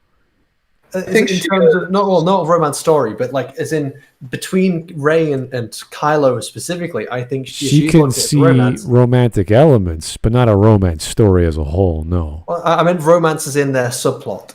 Not like the actual Star Wars sequel trilogy. Sure, but that's also She does say that the throne room fight is the sexiest scene in all of Star Wars. Right, but that's not a relationship showcasing. She was specifically talking about the relationship of the protagonist and their love interest, and the love interest having to die. And now she's bringing it all back around. That when it comes to Rey as the protagonist, now her lover has to die. But they do die. Lover quotation marks. That is still stupid. But they do die. Goldman has something on that. I think his assertion that the elevator scene is the sexiest scene in all of Star Wars. Fuck me. Shut up. Let's go. Keep going. Just remembered that video last week. Keep going. All right. Roxas Uzi. Let's go. I used to love the idea of having Star Wars and Kingdom Hearts. But now I hope to God they keep Rey out of Kingdom Hearts. And to be honest, she's a weakling compared to Sora. Oh, dear God. And crew who can wipe away timelines now and time travel. Yeah, I think that would do it. If you could time travel, I think everything else is up in the air. So Rey can time travel now. No, she's going to travel in her Christmas special. She's going to go back in time, and she's going to teach Luke Skywalker the way of the Force and how to shave. What? What are you talking about? That's the Christmas special. That's rumored to be planned for Star Wars. It's going to be a Lego Star Wars thing. Rumored, I hope, and only Rey goes back in time. She's going to go back in time. She's going to beat Darth Vader. I think she's probably going to beat him up or whatever, and she's going to teach Luke Skywalker the ways of the Force. That's a grandfather paradox. Let's keep going. Before there's another super chat, just go. He ends up dead, gray in the face, lifeless, and limp. This is without romance or poetry or metaphor. It is wholly realistic. And it is frightening. On top of all this, the only way for her to be resurrected is by ending up alone. Ben's body, rather than being depicted in the same way Ray's was, Ray lifeless and limp, disappears entirely. This imbalance is without explanation. Neither death is poetic, and neither is aesthetically meaningful. That's not violent. Oh my fucking god! She disappeared. Ray disappeared. She couldn't get resurrected though. Okay, she's bringing this back around to when she was talking about violence before, where it's either a theme, also not theme, where it's stylized, part of the narrative, or symbolic or something. Not symbolic, inferred. And it's like, this isn't violence, so you can't interpret it in this. What the fuck? This is a mess. This is an absolute mess of a video. It makes no sense. Ray dies killing the Emperor. That's pretty poetic. And the fact that she's also his grand, that's pretty poetic. The Palpatine line kills the Palpatine line. You could say that's poetic. It's not completely without purpose. How many people felt horrified by the death of Ray? It was fascinating though, is that Ray didn't disappear. I wanted to rejoice, like, oh right, she's dead, and then Kylo Ren had to come and ruin everything. You know, like at the end of Episode 1, where like they all have this big party and parade. I kind of feel like the moment Ray died, they just all went like in a big party. There's the yub nub thing because Ray's dead. Keep in mind, also, Kylo Ren is one of the very few people to die in the movie. Even Babu Frick. They decided to make it very important for Babu Frick. Somehow Babu Frick is alive, even though the planet blew up and somehow he just made off the planet. Because isn't it fascinating though how Kylo Ren died and disappeared, like he was taught how to do that. But Rey, maybe if Kylo just waited for a few more seconds, Rey would have disappeared, because again, she's Rey, she can do anything, even in death. So Kylo would have been like, again, if she disappeared, he wouldn't be able to resurrect her. So he can't do that.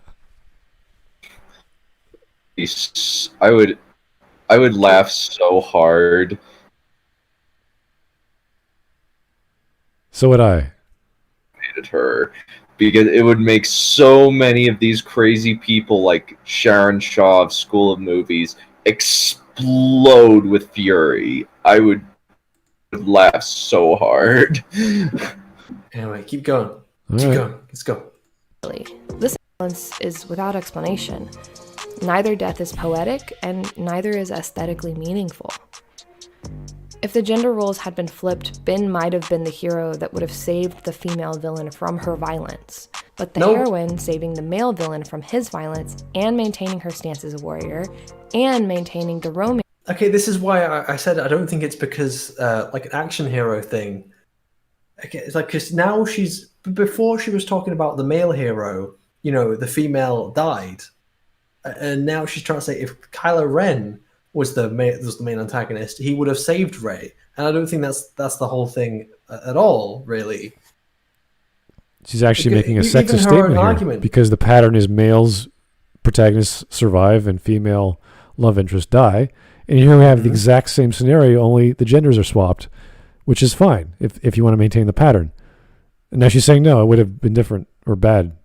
Yeah, it would have gone against the pattern, apparently. It's like, what? Like, who cares?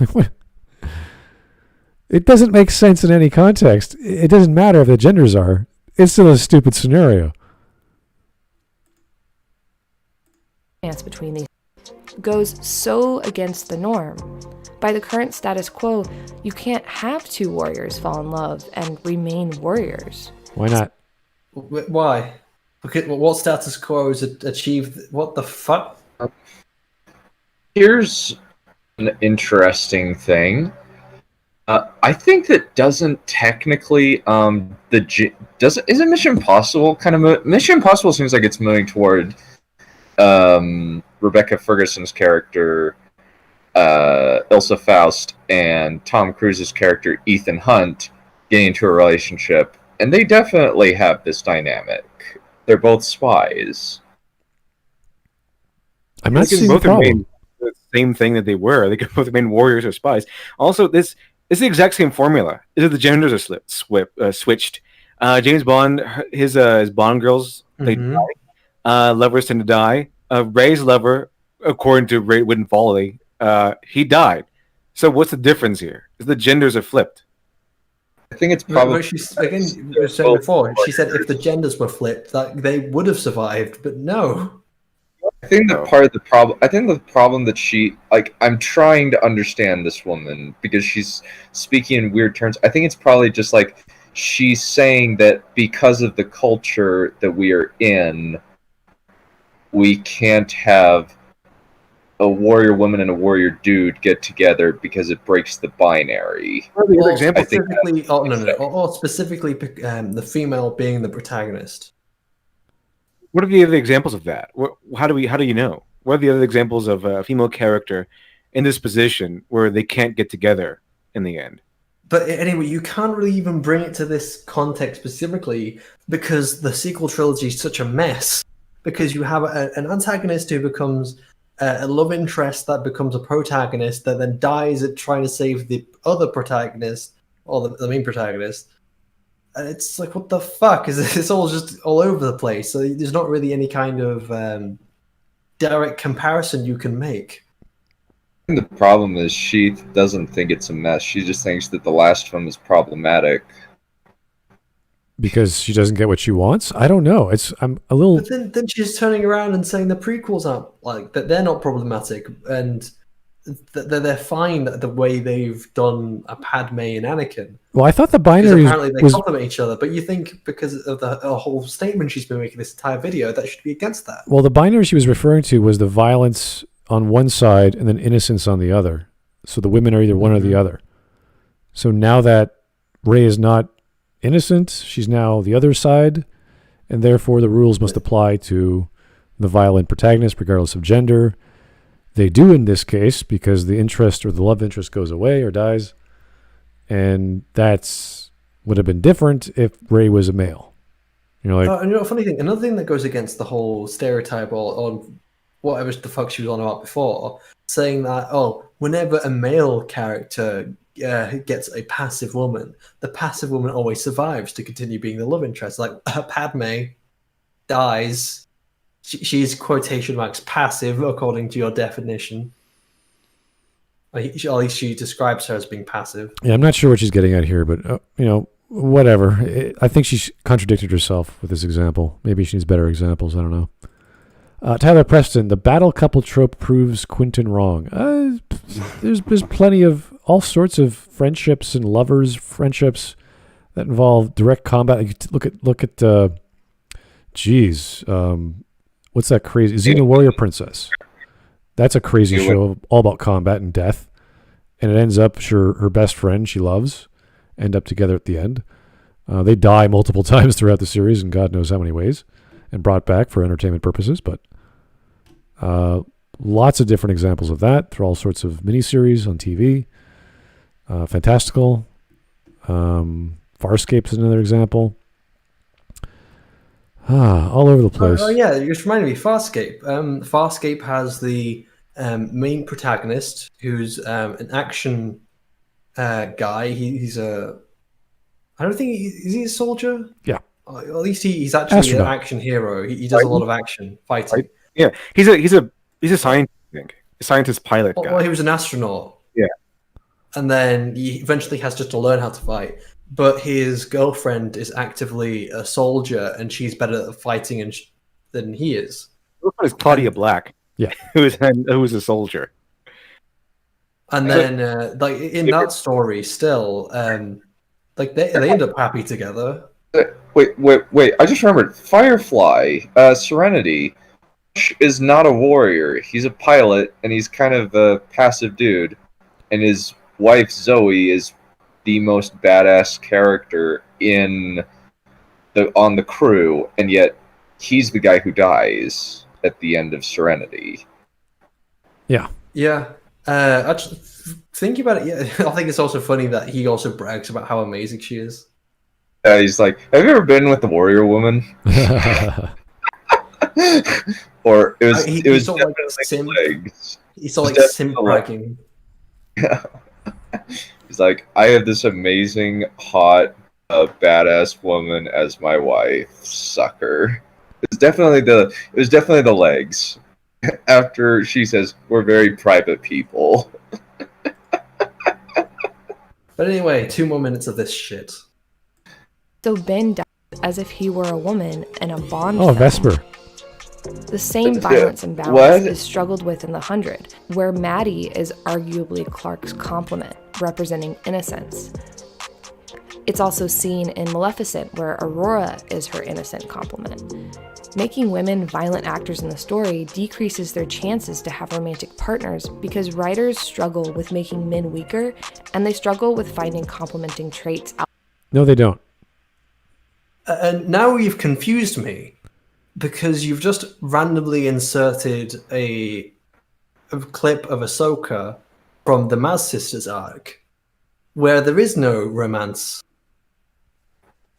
The Firefly example breaks this. It breaks this thing. Well, but she's talking specifically about female protagonists not being able to have if they're a female action protagonist, they cannot have a happy ending. Um, And you're talking about a character which, while it is the opposite of passive and like the passive one dies rather than the action. Not main characters. Yeah, I can agree. Well, I'm not talking about there being main characters. I'm talking more about she's specifically going for gender. Like specifically, female can't live happily ever after. And Maybe- again, now I'm trying to work out how the fuck she's trying to bring Ahsoka into this, just a random Ahsoka clip. Maybe an example of this being not accurate is Mad Max Fury Road. Mad Max Fury Road is a pretty dang happy ending, all things considered. And from what I understand, Everly, which is another movie with a female protagonist, only it's Selma Hayek. I'm assuming that ends pretty well because she's no longer a sex slave. So, I also want to point out that why has she got Clone? Like, she had a Clone Wars clip like 5 seconds ago, and she's still got like the tag at the bottom saying it's Clone Wars 2009 when it's very obviously Matrix. let's just chalk that up with Mistake. she's. Yeah, just a mistake. Yeah, it's. Okay. Outside of this power balance. Oh, it's changed. This is probably another reason the creators of Frozen find it difficult to give Elsa a romantic interest. No, you don't know the mindset of the creators of Frozen. I'm very sorry, Wit and Folly. You don't know the mental state of these writers. Neither do I. Neither does anyone. Also, I'm pretty sure that they weren't trying to give her romantic interest. Yeah. And not every film needs a romantic interest. Struggle with finding traits outside of this power imbalance. This is probably another reason the creators of Frozen find it difficult to give Elsa a romantic interest, regardless of her sexual preference. I think that even subconsciously, the writers know a powerful partner for Elsa would be preferable, but it's risky because it disrupts the balance that Anna and Elsa have already presented for the story. They are the binary. It's not impossible to What is this they are the binary nonsense? I forgot there was a second Frozen. I've never seen it. I think the writers were going for a non-traditional romantic or love sort of scenario here, where it was like where instead of her falling in love with a man, it was sisterly love. I think that's what they were going specifically. It wasn't because they were especially not going for that. They were trying not to go for that. So they focused on familial sisterly love instead of romantic love. Is why I think why it ended up the way it did.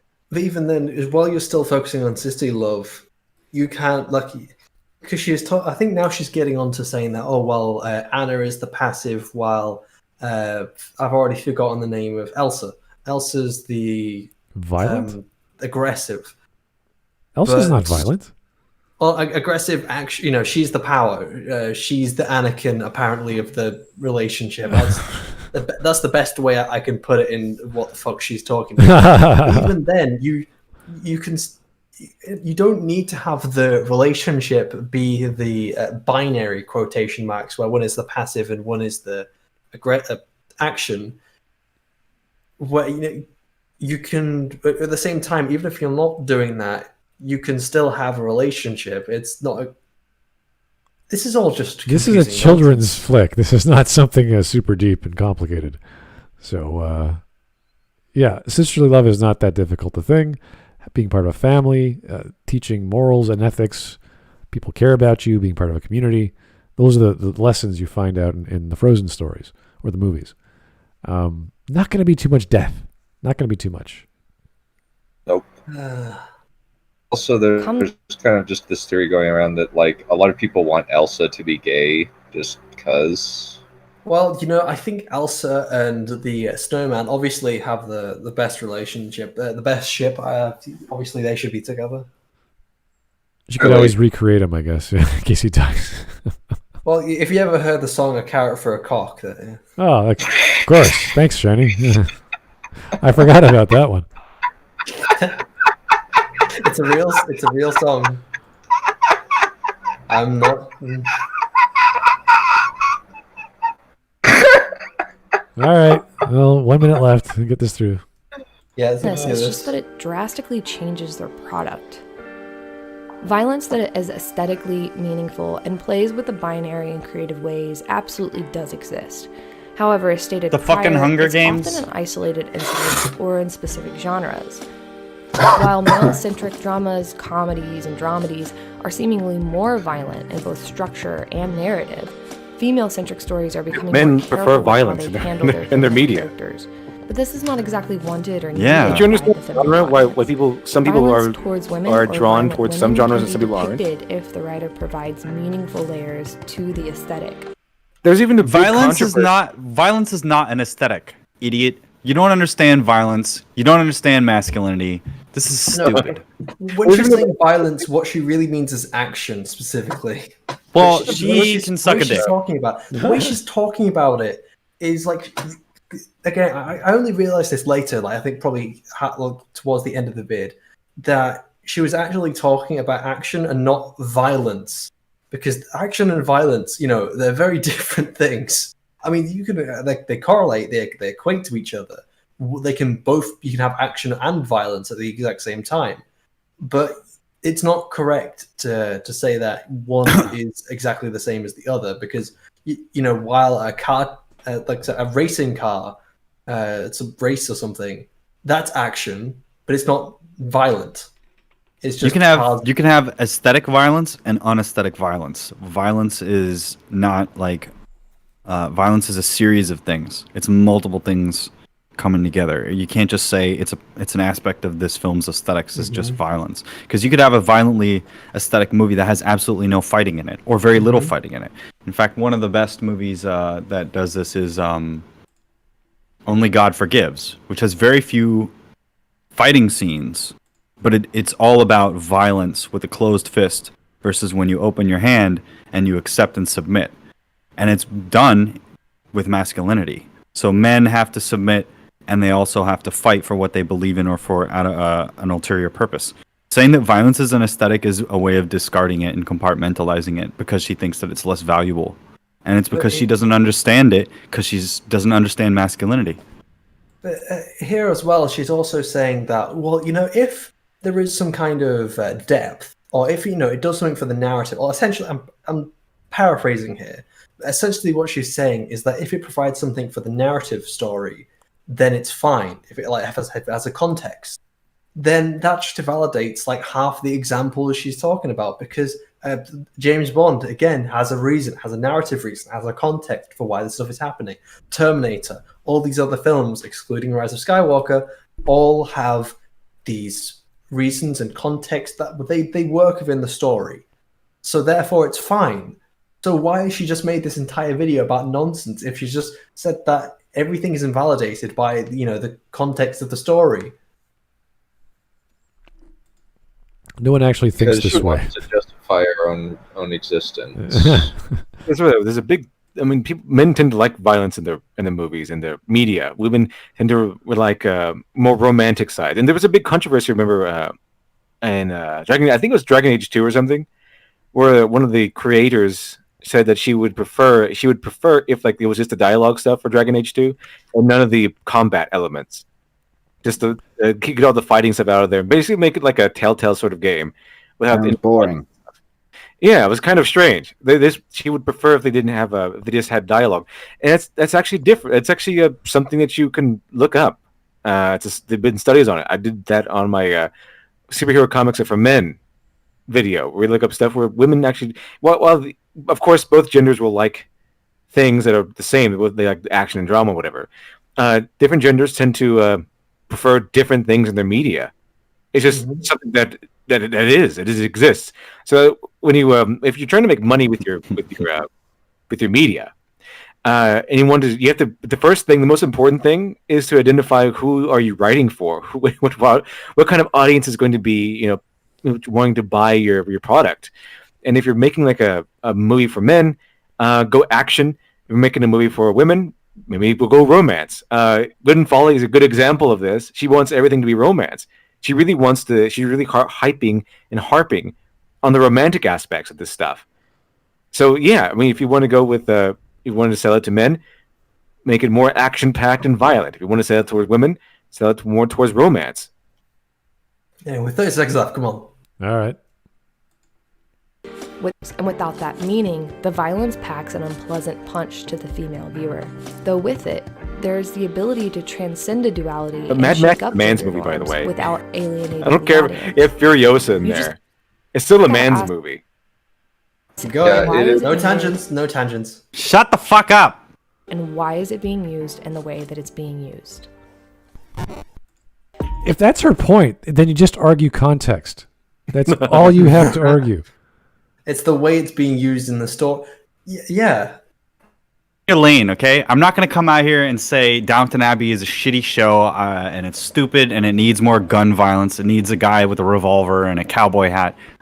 Stay in your lane. Don't tell men what they like or what they're supposed to be, or that this binary needs to be fixed. Men and women need to be made equal. That's just an opinion you came up. You didn't even come up with that opinion. That's just something that you picked up from culture, and now you're making a virtue signaling YouTube video about it to get fans. Things are fine. Pretend that your ego matches up with your value. Just find the way people like what they like. Men like certain things, women like certain things. Then it changed from there. Glib, you're trying to equate that she's some kind of like social justice warrior, but at this point, I actually struggle to understand. Like, I don't actually think she is. I think she's just a bit batshit insane. Well, there's no difference between insane person and social justice warrior. No, she's not insane. Just Shiny. Completely of her own. She's in her own world. She's reading a book she's inspired by, and she goes too far with what she thinks she sees. That's all. Mm-hmm. And she could read any tend book. to like romantic elements in story. That's what they didn't like, and that even happens in stories in general. You see this with the evolution of Dungeons and Dragons, where at first it was just numbers and that was it. Just guys going on adventures and they roll numbers, and then it was just guys who played it, and then they added in stories and modules, and then women started playing it. And it's these specific elements like romantic stories in stories, whether it be James Bond or otherwise, that attract women to watch as viewers. And one of the elements of romance is partner acquisition, like getting a partner, and the other side of that, partner loss, which is why you have love interests die, because it's a romantic element, a romantic story. I don't know why you would say that she's not a social justice warrior when she uses the female gaze and the male gaze as a lens to look at the world, which is from Laura Mulvey, who is a feminist film theorist. So she absolutely is a feminist and is using the feminist lens, and I'm going to point that out. I'm not going to say that she's not more progressive, but she isn't on the same lines of your regular batshit insane feminist. I think I just proved you wrong, Shiny. She is just in a world of her own. No, you're not gonna gaslight me on this one, Shiny. She admits on her Twitter she makes videos on YouTube on Jungian storytelling and feminine gaze stories. Feminine gaze is referring to the male gaze. It's part of Laura Mulvey's way of looking at things, and Laura Mulvey is a feminist. She's using feminist film theory. You can't get around that. That's a fact. Feminine gaze? I never heard that. But it's the actual. Oh yeah, look it up. If you look at the actual way she's looking at these videos and making her arguments, it's more. Like, if you look at the way that a feminist would, like a really hardcore, batshit insane feminist, they'd be saying, oh, well, this is terrible absolutely all the time, removed of context. This over here is terrible, but instead she is actually willing to look at the context again, as she said before. And I'm going to say that she is looking at it through a gendered lens, and she probably does believe that she's a feminist. But I don't believe she's the same level of batshit insane that we find over there. Again, I agree with Smud that she is just in a world of her own. She is just a big fucking doolally. Maggie Mae Fish is the archetypical crazy feminist. Oh, she's far beyond feminism. She quotes all of this female gaze stuff from Laura Mulvey in her videos. There's a video that she has called "Feminine Gaze and Transformative Stories." It's all feminist stuff. I don't know why you're ignoring that. Just that's the way it is. I think she is a feminist. She's just not a crazy feminist in the way that a lot of other women are. Or worse, people like Xander Hall or Movie Bob are. She's more nonsensical than a crazy ideologist. Maybe she's not a Marxist. It's still you guys about just hate interpreting. Sorry? You guys just hate women because you're all gay. Oh. Yeah, you're right. I am gay. Now what? Game night? I'm not game gay. Night. I'm game gay night, for women. Game night. Sorry. Glib, no. Oh, I'm sorry. We're doing game night soon. If you guys want to, I must have a full house. I need one more player, and we'll be done. But what game are we playing? Among Us. So yeah. Hey, I could, but I got some people that I need to get. It's $5. It basically weighs nothing, and you can almost just as soon as you buy it, you can just start playing it like that. It's great. Weighs nothing. It's a video game. Sorry? Of course, it weighs nothing. Fuck off. Okay. Well, here's one more super chat. We got to call it a night. Here's Adam Wooford. The Dark Tower series. Okay. Sanaha becomes as dangerous as Roland, and she ends up having a happy ending, losing Eddie, and then towards the end, she gets Eddie and Jake back, but Roland continues his story. There you go. So there are plenty of stories out there. We've listed a few already that have female protagonists who lose people, who end up with people that they thought were gone, or who don't. This is nothing to do with some sort of weird, strange sexual binary that's been prevalent throughout film or books or what have you. Maybe she needs to read more books. I think that would be probably the best bet. As opposed she's obsessed. She's obsessed with looking at things as a woman. That's the whole thing of her channel. That's the entire reason why she does these things. Because she was saying, here's this quote, I just linked it. I haven't watched the new Star Trek Discovery show, so I'm not sure, but I've always been curious as to how Star Trek could be handled if done from a femme-gaze POV. Those Star Trek boys kissed so many scantily clad, dressed female aliens back in the day. Would be interesting to see what women's stories would be in that universe. But even more personal, I love Dexter, Breaking Bad, Rome, Lost. Absolutely love these shows. Any of these types transformed to a femme-gaze perspective would be to die for. Now, that's on the video that says feminine gaze and transformative stories, which means she has the exact same gendered, social justice, intersectional perspective in that she wants to see things from a female gaze perspective. As in, she buys into the feminist idea that there is a male gaze from the spectator's side and a female gaze, and they are different. Now, if she wants to do that, I'm all for that. But she's criticizing male shows for being for the masculine gaze, and that's not valid, because what are we supposed to do? Change all of men's shows into female shows? I don't understand that. I think that it's perfectly reasonable. I think that everything that she's complaining about is fine. There's no problem. So her criticism is useless to me, because I understand that men and women like different things. And I watch some shows with my mom, and I watch some shows with my dad. I watch some shows with my girl. I watch some shows with my boys. It's all different stuff. It's similar based on the material. But the idea that there isn't this binary, and that's from a capitalist perspective, from a production perspective, that's a great thing, because that means we have a broad audience. And if somebody wants to watch something from the female gaze perspective about men, American Psycho is a great version of that, isn't it? Those things exist. Hollywood doesn't work that way. I think she isn't saying that it has to be this way. I think she's talking more about curiosity. And again, I think it's really because she's just that crazy, that she's that strange and peculiar.